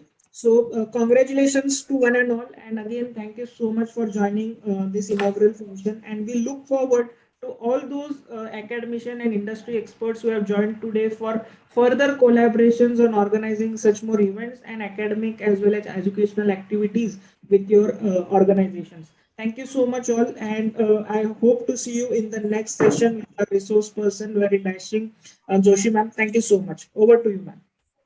Okay. Thank you, Mr. Amay Agarwal, and we hope that this association with SkillSlate will go a long way. Thank you so much. Now we are moving ahead with technical session, and we are very fortunate to have Mrs. Vasanti Joshi as a resource person for this technical session. Now I hand over the mic to Mrs. Pallavi Joshi and request her to start with the technical session. Thank you so much. Over to you, Pallavi. Yes, thank you very much, Bengali madam. And we are literally honored to have all these great, eminent personalities for our inaugural session, and they literally motivated us to be handling the many roles and playing them very well. So now moving ahead with the technical session, I really very much delighted to introduce Mrs. Vasanti Joshi, who is the resource person for today's international conference topic. And I'm very glad to introduce her. So Mrs. Vasanti Joshi is an assistant professor at SNDT Arts and Commerce College for Women, Pune. She is actually the retired second lieutenant ex-associate NCC officer to Maharashtra Girls Battalion, Pune. Madam is also an ex-national and university player of basketball and a regular trekker in Sahyadri and Himalaya. She had did treks to Everest Base, Khatling Glacier, Annapurna Full Circuit, Manali Trek, etc. Mrs. Vasanti Joshi performed 1080 Surya Namaskaras continuously in 2 hours 50 minutes in 2013. She is regularly participating in adventure race, namely Enduro 3. So this race is a national level adventure race that includes trekking, mountain biking, rifle shooting, river crossing, and rappelling. So it's a very tedious task that to do. By reading this, we can get to know. And then participated in cycling in Leh Ladakh region for 3 consecutive years and was the first lady to paddle successfully on the top of Khardungla Pass. It is at the height of 18,350 feet, the highest motorable road in the world. She also completed Narmada Parikrama on cycle in 2011. She has covered the total distance of approximately 3,000 kilometers in 27 days of cycling. This Narmada Parikrama on cycle in year 2011 might be for the first time in the history. In June-July 2018, she solo cycled from Kanyakumari to Umlinga at Leh. Leh is the highest motorable pass in the world. It is at the height of 19,300 feet, and she has covered 4,000 kilometers. She has covered almost 4,000 kilometers in 35 days. So we are very eager to listen to you, madam, regarding all your experiences. And just to name the few of the awards. So madam has received a Let Krida Maharshi Haribhav Sane Award for contribution to the field of sports. She also been felicitated by Maharshi Karve Stri Shikshan Samstha by offering Tejaswini Puraskar for contribution in adventure sports. On 29 June 2014, she has been felicitated by Ozone Ventures Pune for Spirit of Sports. So we are very glad to have you here as a resource person, madam. So without taking much of a time, I request Vasanti Joshi, madam, to start the session. It's over to you, madam. Yes, thank you. Thank you, Pallavi madam, for your elaborate introduction of mine. I think after inaugural function, it is little bit changed from the academics to the adventure sports, and I am very much glad to share this platform with renowned personalities from the field of academics. I am very much thankful to Kaveri College as well as all their co-partners and SkillSlate Foundation. I am very much honored to share this platform with all the dignitaries like Professor Dr. Vinitha Gupta, Vice-Chancellor, Dr. Kokoli Sen, Pro Vice-Chancellor, Dr. Meena Rajesh, Vice-Chancellor, Dr. Rajkrishna Kaur, Pro Vice-Chancellor, Mr. Lalit Gandhi, President of MACCI, Mrs. Lalita Kalmadi, Madam, Secretary, Kannada Sangha from Pune, Mr. Kushal Hegde, President Kannada Sangha Pune, convener of this international conference, Dr. Ashok Agarwal sir, Principal of Kaveri College, esteemed guest, Mr. Amay Agarwal, founder of SkillSlate, and I'm little bit surprised because it is normally not found nowadays that all the dignitaries who were there on the poster of this conference were present and shared their views. Normally we found that there is a list of invitees and very few turned out. So this shows a great success of this conference itself. Okay. I am very much touched with the personal stories of all those vice chancellors, pro vice chancellors, and the dignitaries who made their place in the field of academics. I am also thankful to Dr. Mukta Karmarkar Madam, Vice Principal of Kaveri College, for suggesting my name, Pallavi Madam for introducing, and I know the lot of load must be there on the IQAC coordinator, Jayashri Bengali. So thank you all. Thank you all the participants. Right now participation number is of about 205, and that shows in the technical session immediately after inauguration. If number is touching to 200, that shows the enthusiasm of the participants who are all over here. I think this is a great challenge to me also, because after hearing to all these dignitaries right from 10:30 in the morning, if these guys are waiting for the technical session, I must give the justice for their presence. So I will try my level best. Uh, with the permission of the organizers, can I share my screen? With the Yes, ma'am. permission of... Yes, okay? ma'am, you can. Yes. Okay, I will go with the screen share.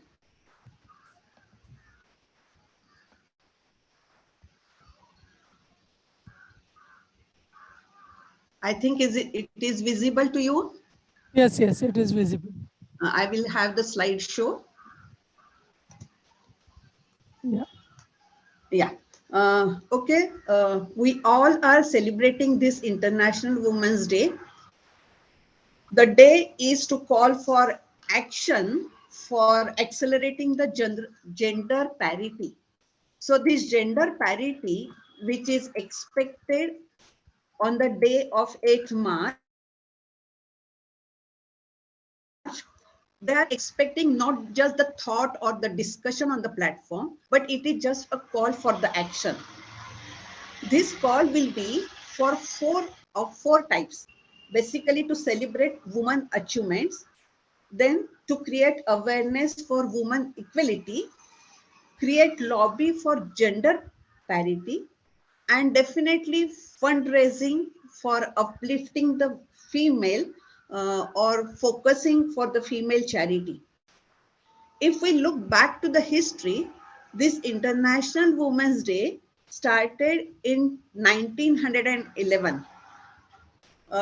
I think many of you could recognize this face of a lady, namely Clara Zetkin, who actually initiated this thought of having the celebration on 8th of March at international level. In around 1908, 15,000 women marched through the New York City. You know what were the three causes for which they were demanding in the large number of 15,000 in 1908? The three demands of that large group were, right now the young generation may thought it is crazy, but look at the period at which that march was organized. And the three demands were permission to have shortened hair. Then the second demand was of better pay. And the third was of voting right. You may, this generation may feel these all are granted to all the human beings. But women had to fight at international level also for these basic needs. In 1910, there was second International Conference of Working Women. Again, only 100 working women representing 17 countries, 100 working women representing 17 countries were participating in that second World International Working Women's Conference. And in that conference in 1910, they proposed, this Clara Zetkin proposed to consider 8 March as International Women's Day. With this, they come out with a beautiful logo. They come out with a ribbon tag with 3 colors. And if you notice those 3 colors, green, white, and blue, this purple color significates justice and dignity to the woman. Green represents hope for those women. And the white symbols the purity. So that along with the logo, they selected a ribbon with tricolor with certain meaning to those colors.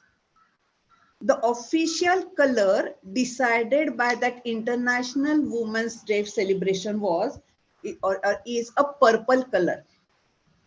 Every year, they have a specific theme for celebration. And in the year 2021, this theme is of break the bias. Now, breaking the bias will put you in a thought that what type of bias they are thinking of. Bias might be deliberate or even unconscious bias, which makes it difficult for the woman to move ahead. International Women's Day theme believes that knowing bias or which exists is not just enough, but you should act upon it to break that bias. Interestingly, during this pandemic situation, which we are facing for last 2.5 years and so, there is one interesting research. And the outcome of those research talks about 5 facts regarding impact of COVID on women. The research has identified those 6 facts as during this pandemic situation, domestic violence against women and girls has increased. And the research says that 1 woman out of 3 will experience violence in their lifetime. The second finding of that research is there is a gender pay gap, and which has increased because there was a pay gap difference, gender pay gap difference, which was of 11%. It has increased during this pandemic to 28%. The third fact, which has been a part of the research, is regarding digital gender divide. That is, as compared to male population, in case of female population of women or girls, 70% of women or girls as compared to male are either deprived or less privileged as compared to men. The fourth fact finding was, in case of informal workers, there is high instability and their income has reduced or income failed by 60% in case of informal women workers in India. Then there is a problem of hygiene and sanitation has been increased. And the sixth finding was under representation as a leader, playing a role as a leader in the society. They had covered only one sector, that is health sector. And then the findings are In case of health sector, only 30% of the position is being held by the woman as a leader, whereas 70% of the health sector is being the women who are rendering their services for the health. So there is a disparity between the women holding the higher position as a leader. Why I am mentioning these facts, which has been come out of the recent study after this pandemic situation, is that many may feel that now women are free. They can go wherever they want to. They can wear whatever clothing they want to. But we might be looking towards a specific cream of the society, and many women are still deprived of such freedom. So there has to be deliberate action to break this bias. For me, the simplest of the word, that is woman empowerment, is basically the creation of the environment. That environment will be created by the men and women around that in that society. So the creation of environment where women can make independent decision on their personal development as well as shine as equal in the society. Most of the time, we may feel that this word of women empowerment is discussed a lot in the seminars and conferences. However, at the home front, how many women are really empowered is a big question.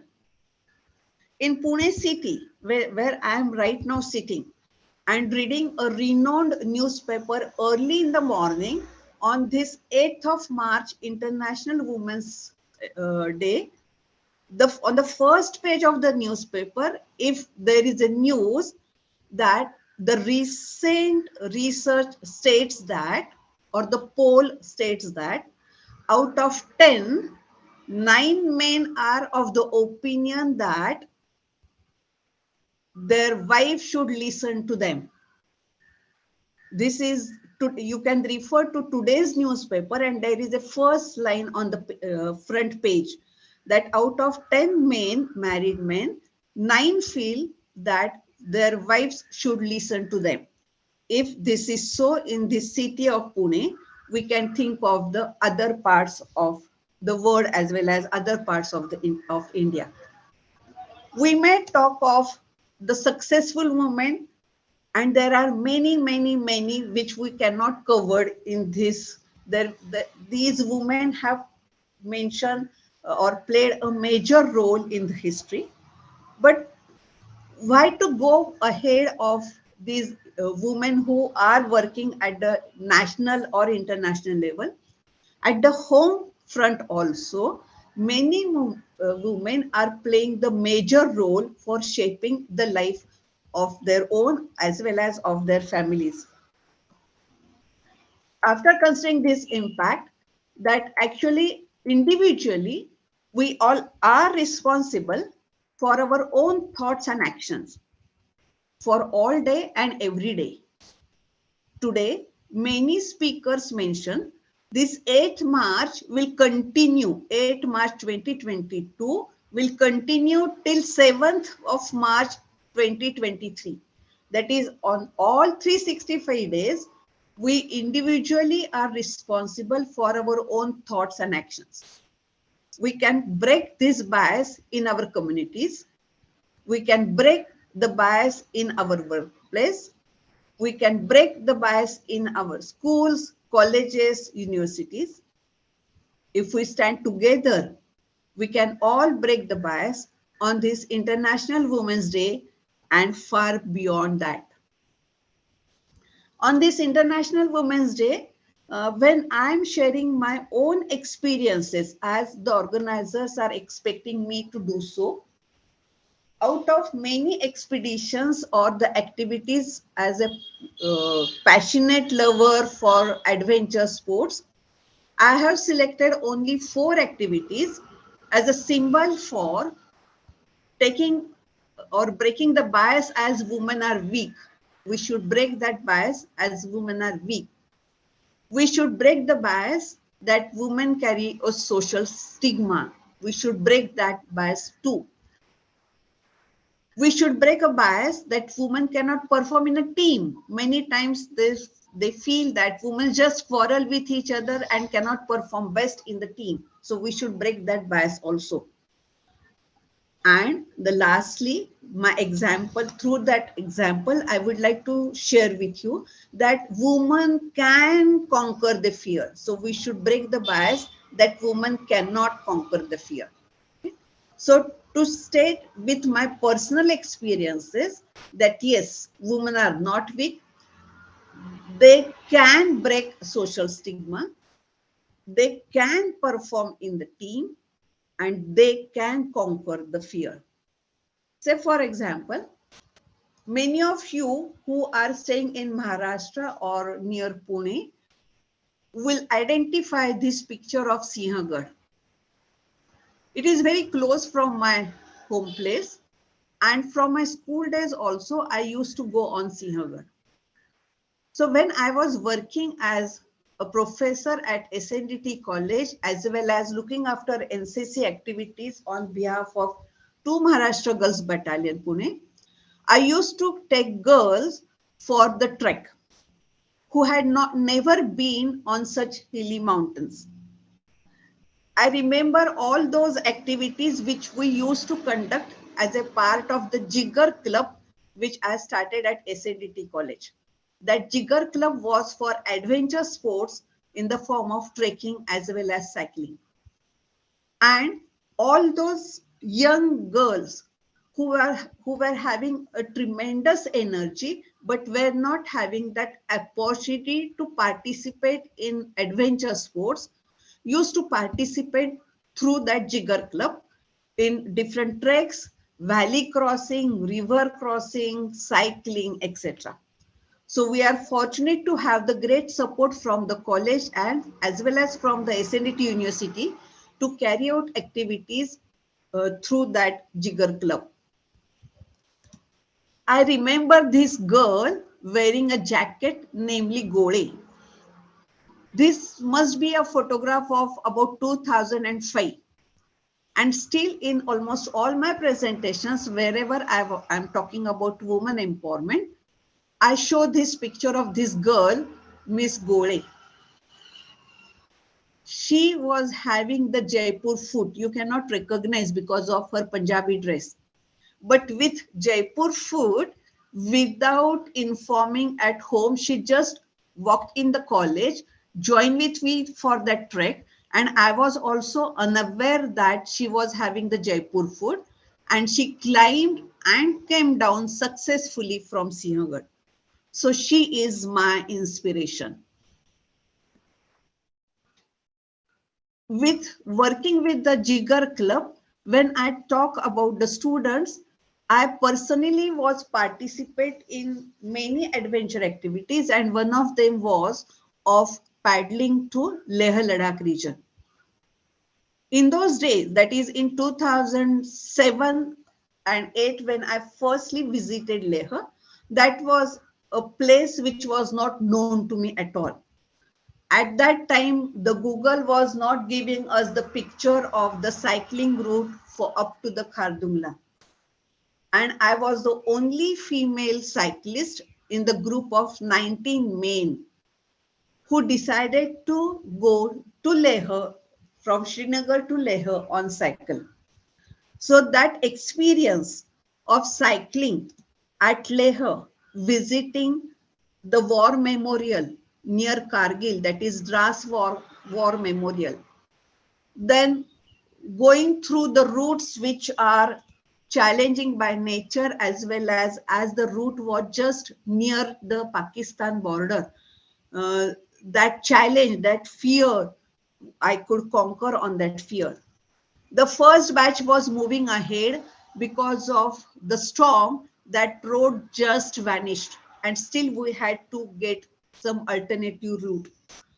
This cycling and trekking in Himalayas, that changed my life, and that word fear was now never in my dictionary. So, as rightly mentioned, I was the first lady to paddle on Khardungla top at the height of 18,380 feet. And I'm so happy that now every year, many female cyclists are also visiting Khardungla. Now, I was talking about that second stigma.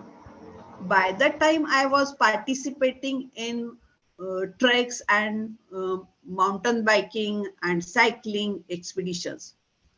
I heard of Narmada Parikrama, and then I thought, am I a right person to be over there in that holistic Narmada Parikrama? I was a little bit hesitant in stepping in that different world, but I want to experience that. That Narmada Parikrama, which is normally performed with that holistic approach, I was so fascinated to do so. But if I'm supposed to walk for the Narmada Parikrama, it takes minimum 110 days for completing Parikrama on foot. I was working at SNDT and the time doesn't suits me of getting a leave of 110 days or more than that. So again, for the very first time, someone attempted to have that Narmada Parikrama on cycle. And myself as a leader, along with 3 fellow cyclists, had Narmada Parikrama on cycle for the very first time. And again now, every year, group of cyclists in the group of 2, 3, 4, 5 go for Narmada Parikrama and get that experience of our wonderful Bharat. In case of this Narmada Parikrama, I met so many ladies from the rural area, that is, they were not knowing the word woman empowerment. They were not aware of International Women's Day and all those things. But they were serving for their families. They were working to uplift their brothers and other family members. They welcome us, and if I could just talk with them, stay with them, share the food with them, that was a great experience for me to inculcate the values.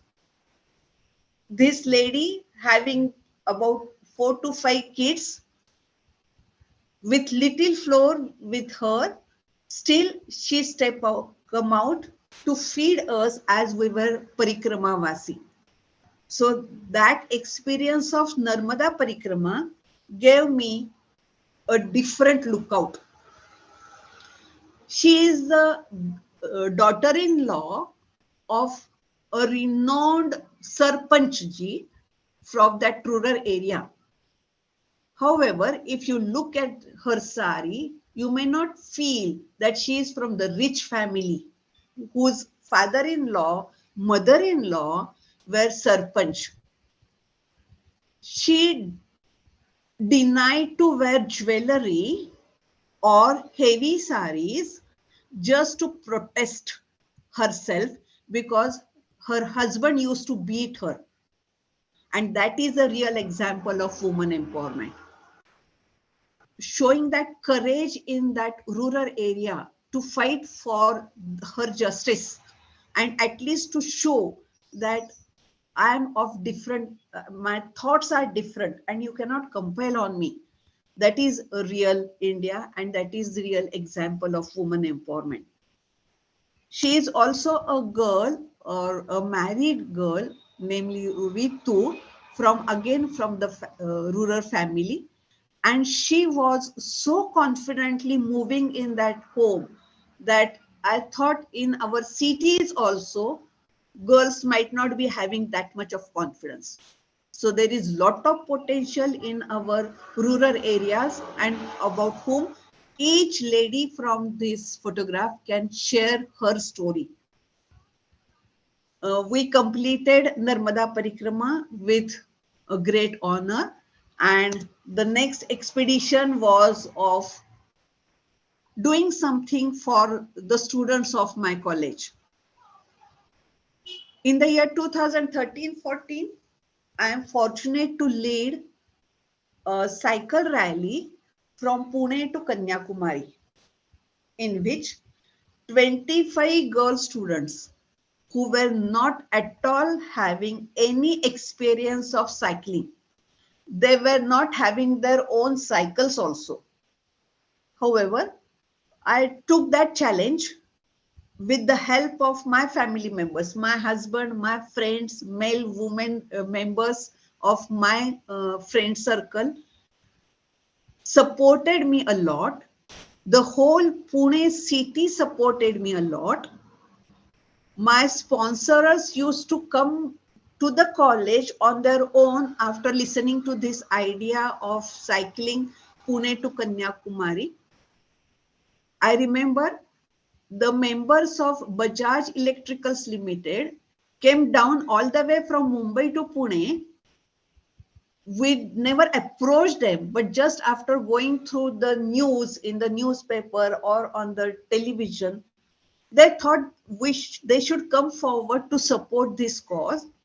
And this whole rally was sponsored by such industrialists, by different bankers, by different trusts, and common individuals, many common individuals who contributed from their pockets to give the students of my college that experience.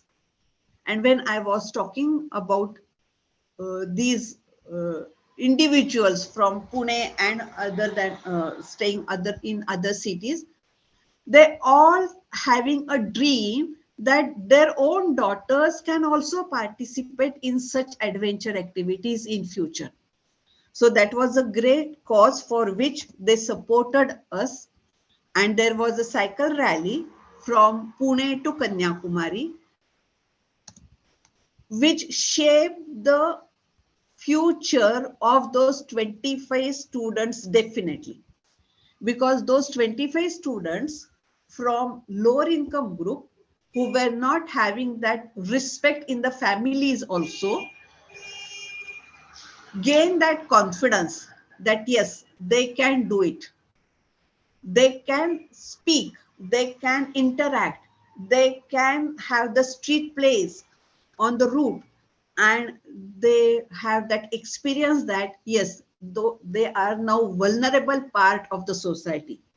So with these adventure activities, that is the lifetime experience for all those students for maintaining proper discipline, taking good care of their health, working in the team, taking care of the group members, because all the 25 who started in Pune reach to Kanyakumari without having any injuries.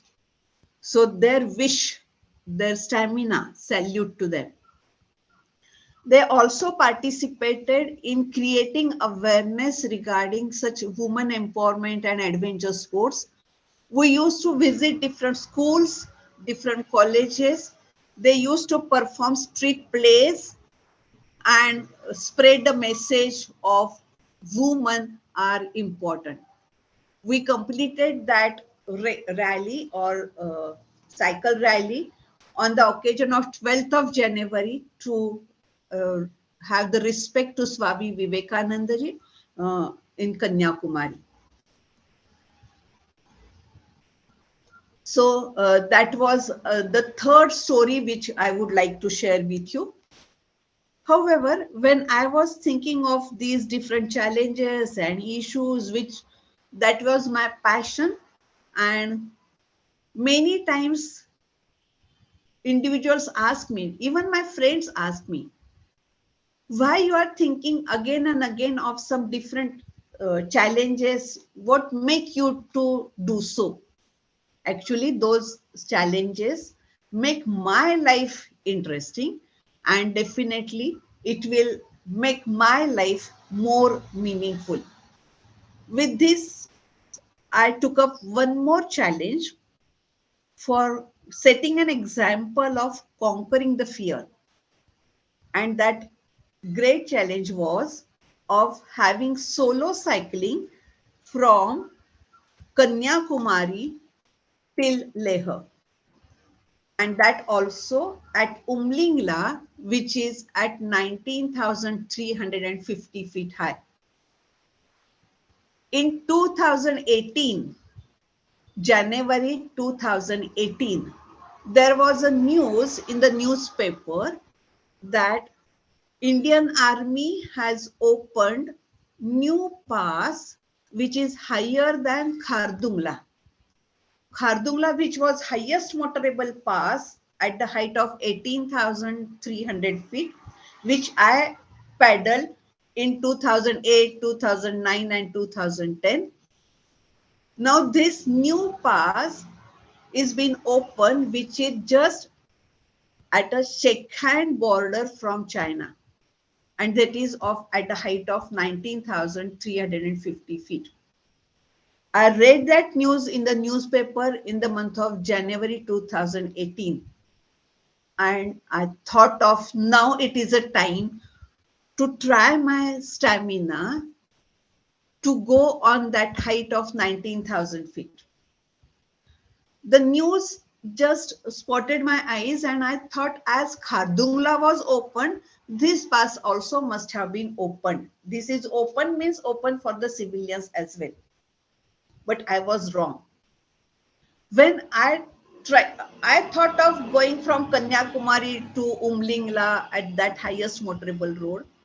Once I started pursuing my dream, then I realized that this pass is not yet open for the civilians. It is only for army activities because those are at the Saikheda border from China. Now that was a big problem for me, how to get the permission to paddle on that height.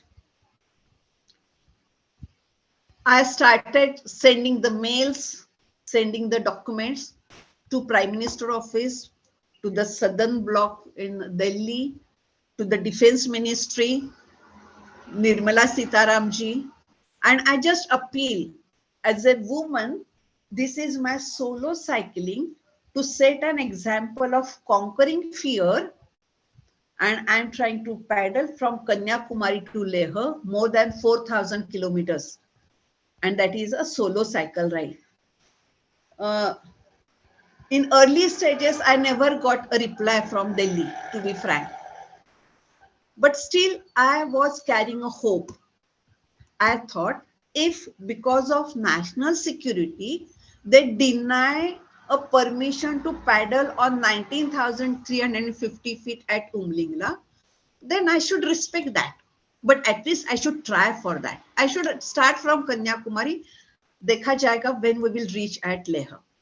And then I started, and the Indian government gave me a permission just 4 days before, and I could paddle on Umlingla, that is at 19,300 feet. And that was on the day when Bharat Ratna Maharshi Karve put a foundation of women education by establishing SNDT Arts and Commerce College and SNDT Women's University on 5th of July 1911. So I could give respect, I could honor the work of Bharat Ratna Maharshi Karve by paddling and being on the 5th of July on that foundation day of SNDT Women's University and SNDT Arts and Commerce College Pune. And the university sent university flag to Leh, and I was carrying that flag from Leh to that highest motorable pass in the world. This expedition taught me that these army people who were supporting me for granting that permission to be on Umlingla, I was thinking of that expedition as of conquering fear, getting that experience of being on the height of 19,000 feet. But whatever I was thinking of, that was their daily routine. And those fit army personnel always supported me a lot for achieving my dream. Now, you may think that what might be your dream, whether every one of you should go for adventure sports, whether that is the only thing to have that satisfaction of self-esteem. Definitely not. There is Everest in everybody's mind. Everyone try to achieve something high, but everybody's Everest will be different. And with that difference in mind, everybody is supposed to push himself or herself to achieve their Everest in their mind. On this International Women's Day, I still remember my grandmother who used to perform domestic work. So we had moved afar from left side of that picture to the right side. We had come a long way. However, definitely it is not the end. We should think of being more stronger, being more independent, being bold, and being passionate in whatever field you are working into. You might be working into social area, in the education, in industry, in research, in sports, in as a scientist. You should passionate for your dream, and you should have that courage to pursue your dream. No one is going to give you, yes, this is the courage, this is the support. You will have to stand on your own with your strong mind, be independent, and you can achieve your goal. I think on this International Women's Day, if all men and women decide to be strong, to help each other, be independent, be a man or a woman. As a human being, we should be independent, we should be bold, and we should be passionate for in pursuance of our expectations and of our dream. All society, all human beings will be happy. And then there will not be in future a time to celebrate Women's Day, but there will be time to celebrate human being. Okay. So with this, I would like to conclude and wish each one of you to have the success in life, in your life, and courage to fulfill your passion. Uh, Now the platform is open, and I'm here with you for any dialogue or any question which basically the young generation attending this technical session might be thinking of. I just touch upon few experiences or few expeditions, and you are all welcome. Basically, the young generation, because you all are young at heart. Don't go with the age, physical age, but every one of you are young at heart. With that young heart, pursue your dream, and you will have that great success. Okay. Thank you for giving me the opportunity. Over to the organizers, please. Thank you very much, Vasanti madam. I will stop sharing, so the screen of organizers will be visible to us. Yes, so thank you very much, madam, for such a inspirational journey that you have shared with us all. So, as ma'am has put up a question, so is there any question in the? So you can ask the question. Ma'am is there to answer that question. Anybody wanted to know something more? Everyone may feel that when to get a time for such passionate sports activities. I am also married. I am just completed my 60 years, and on 1st of February, I retired. Just 1 month before, I retired as associate professor from SNET. I am having two daughters. I am having my in-laws at home. My mother is also staying with me. So there is no barriers at all. Actually, the all family members, your friends will always support you if you are very much sincere and passionate for your dream. The support will be there. The only thing is you should think of your own barrier and just step out. Yes. Yes. So it's the thing that we need to come out of our own barrier and start working on that path which we want to achieve. So it's so, ma'am, the question from my side is that the passion for this cycling. So when you have actually started, at what age you have started this journey on? Okay. Actually, I am a sports person. Right from my school days, I used to participate in sports, basically a basketball at national and pre-Asian games. Then after marriage, once I joined SNDT College, considering my sports background, then principal of SNDT suggested my name as NCC officer.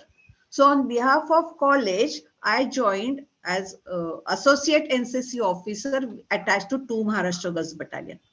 So that continuity was there. My husband used to take part in different treks, so I also started going with him in Sahyadris and Himalayas. In case of cycling, till I joined SNDT, I think that was the only vehicle that I was having. Then that there was a gap of say about 20 years or so, and then one of my friend approached me for participating in one adventure activity which is called as Enduro. Enduro race is organized at Pune at national level. The condition is the team should be of 3, among which at least one must be a female member.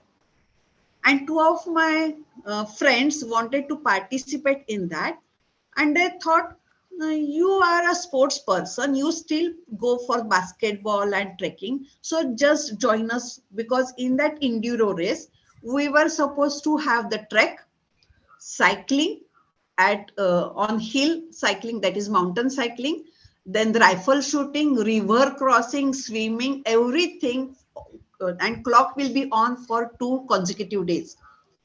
As NCC officer, I was trained for rifle shooting. I know river crossing, rappelling. So they thought I am the right person to participate in that adventure race. Yes, I do participated because of their push in that adventure race. And that was at the age of, say, 50. I participated in that first adventure race of mine. I was competing with NDA cadets. NDA used to send the team of their cadets for that enduro race. And I remember NDA cadets used to talk with me in between, "Auntie, please don't beat us, because otherwise our colonel will throw us out of NDA Academy." So that's how I got into this adventure activity. And again, considering my performance during enduro activity, one of my friends suggested that Pune Cycle Pratishthan are going to Leh. There are 19 men, not a single female, but I think you can go for that. And I jumped into that. So rather than me, in the initial period, people around me used to convince that you can do that. And if someone is pushing me like that, yes, I was there to do that. So actually I started at the age of 40, 45 for this adventure. But yes, I am passionate lover for the sports, and I can't think of me without any physical fitness or any workout in the day. Yes. Yeah, Yes, thank you that very is much. very, Mrs. Joshi, that's very inspiring. I mean, I would like to meet you. Because, Yes, definitely, ma'am. I'm yeah, very much close from your place, so we can meet okay. in Pune. And Yeah, I'm yeah. now retired, so I'm having time to So do. you will have to be a motivation for all of us women, because I think what you said is so true, that each one of us has to be totally convinced, because I have met quite a lot of women in the teaching community who have said that my child is in the 10th standard, my child is in the 6th standard, my child is in the 12th standard, and I have to be at home. I don't want to teach. I have to discontinue my profession. And I think today there were quite a lot of women who have reached the vice chancellorship, and people like you who said, believe in yourself. Because just yesterday, I must share with you, I was going out with two people who have retired as from the corporate space. And they were telling, one of them was telling, I feel guilty that I did not give a good dabba to my child when the child was growing. And I said, why should you feel guilty? You should feel happy that you have achieved something for yourself. You've done what potential you have. Why should you feel guilty? And I think there is no research which shows that the children of working women are More have independent. yes, More independent. have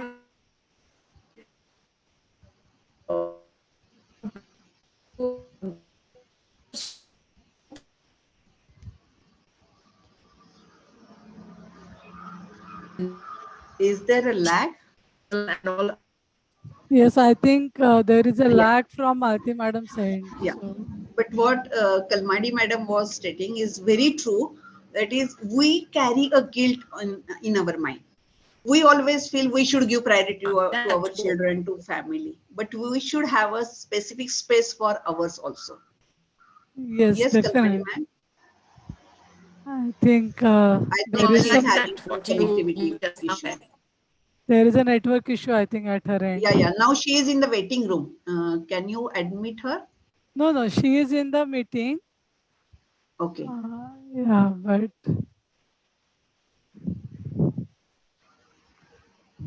we will wait. Just I think by the time she joined, we always feel that there should be a safe time and safe place.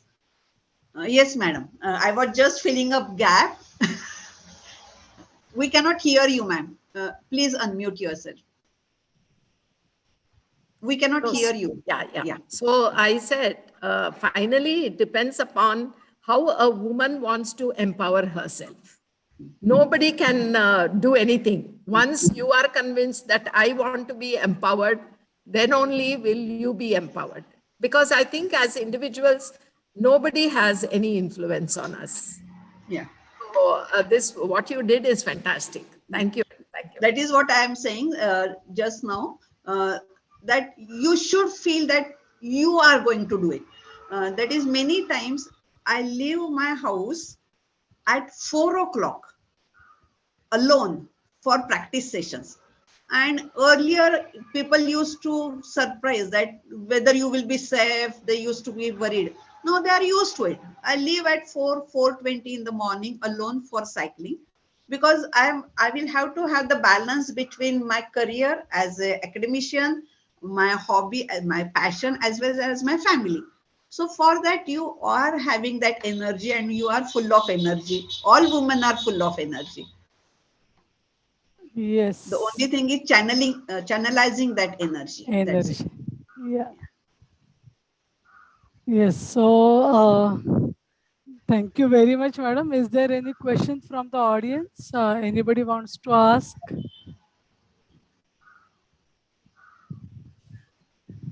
Okay.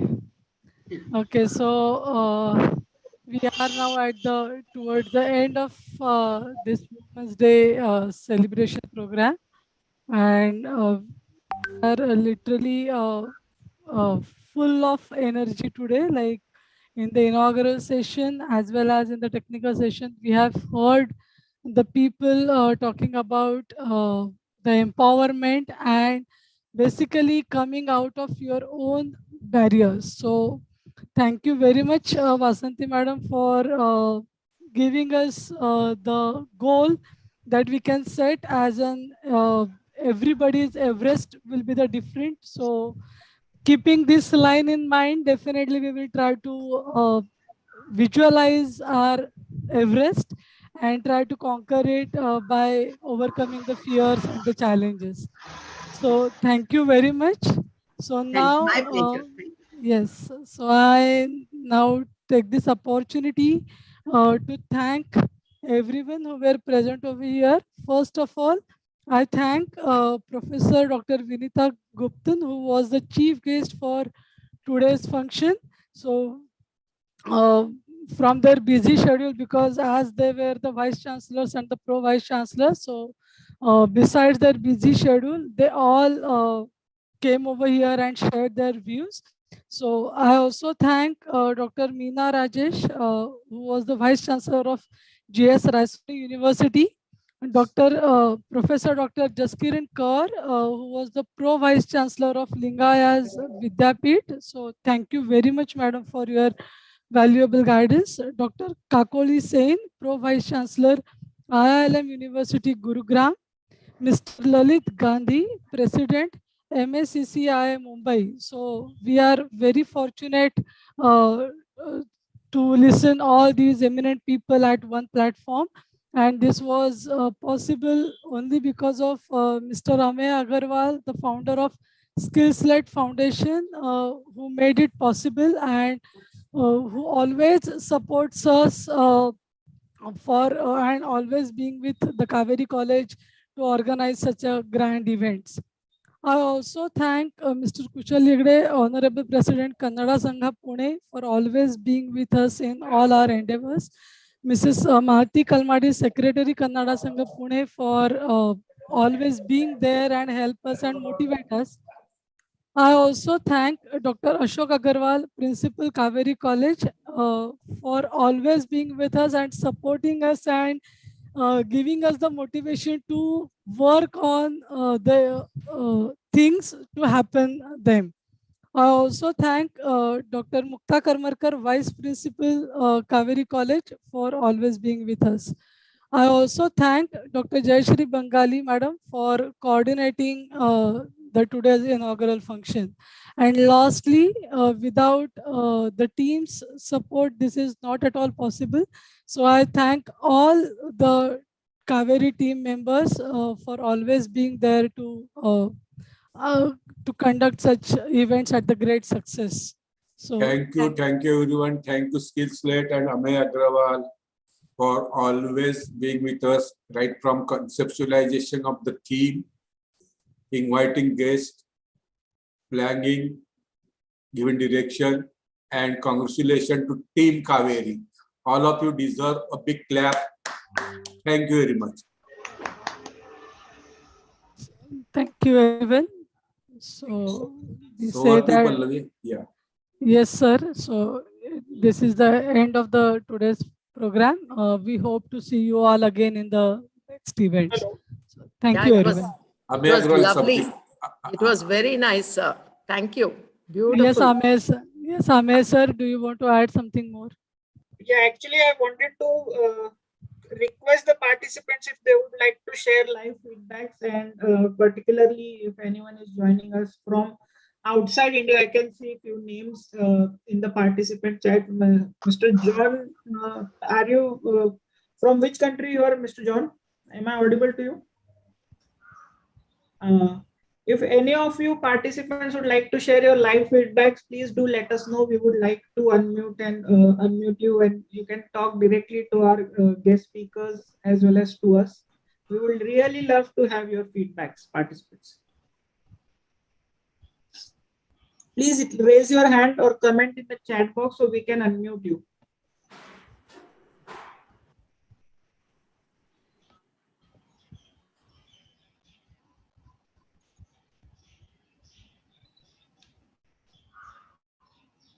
Actually, there was a request from I'm not sure from where he or she is joining, but they requested that there should be programs on building effective families as well. So there should be some training programs where you can how to build effective families and plan your family life well. So suggested that please organize such workshops and training programs in this COVID section, and it becomes more important and more challenging. Dr. Vipul has raised his hand. Let me please unmute him. Dr. Vipul. Amey will be happy to collaborate with you for these family-related programs. Yes, definitely, sir, definitely. Dr. Vipul, please, can you speak now? Yes. Am I audible? Yes, you are audible. Can you turn on your video?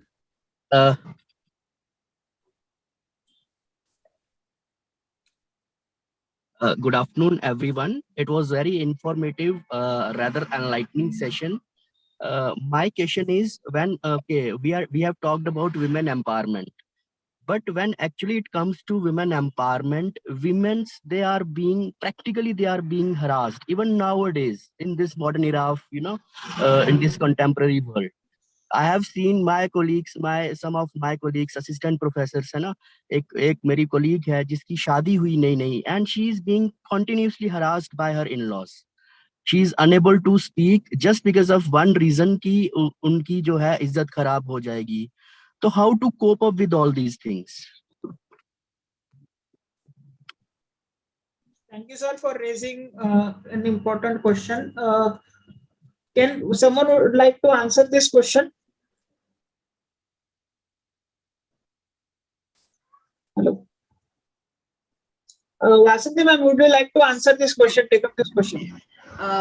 Actually, it is not easy to answer this question because we carry that stigma in our mind that men and women, that's what I was mentioning. In today's newspaper, to 8th of March 2023, in the leading newspaper from Pune, there is a headline on the front page that 9 married men out of 10.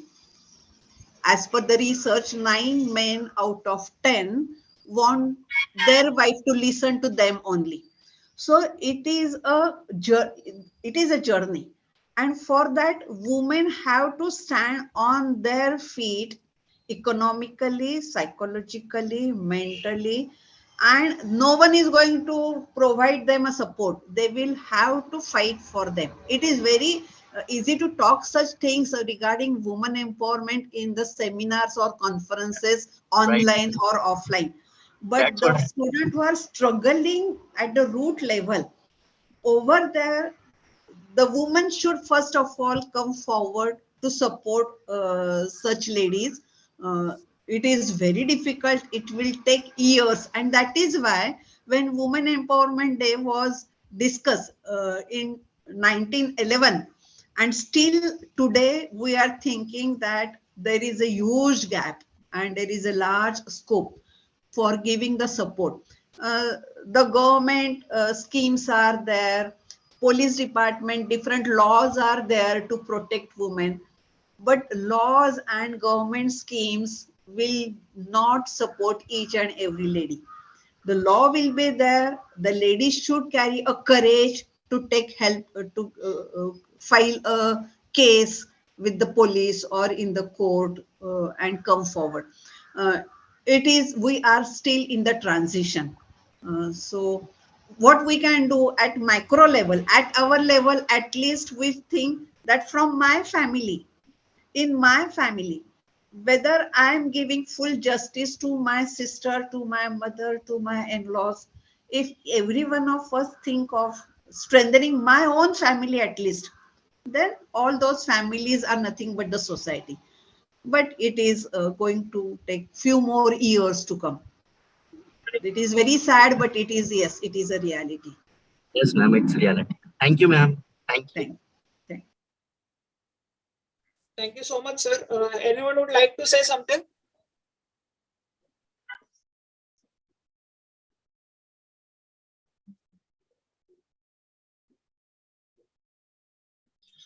All right.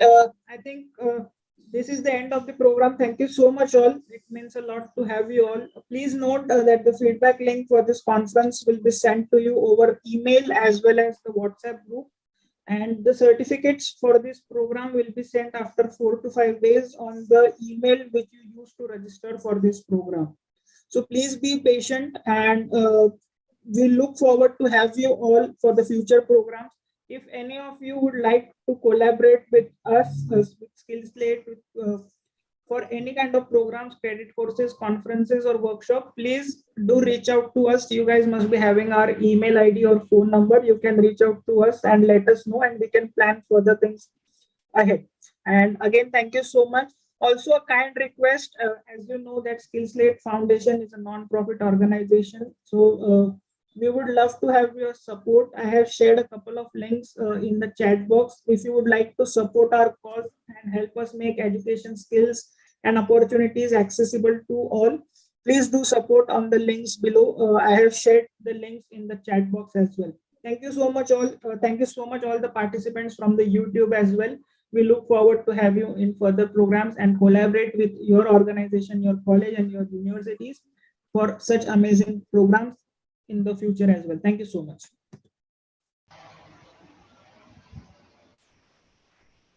Thank you, Agarwal sir, principal, as well as from Skill. Thank you, madam. Thank you for giving me. Let us come closer and have your experience sharing with our student.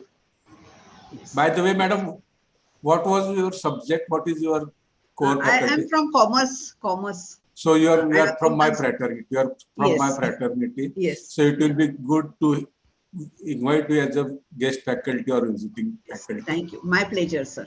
Thank you very much. Thank you. Thank you. Thank you, everyone.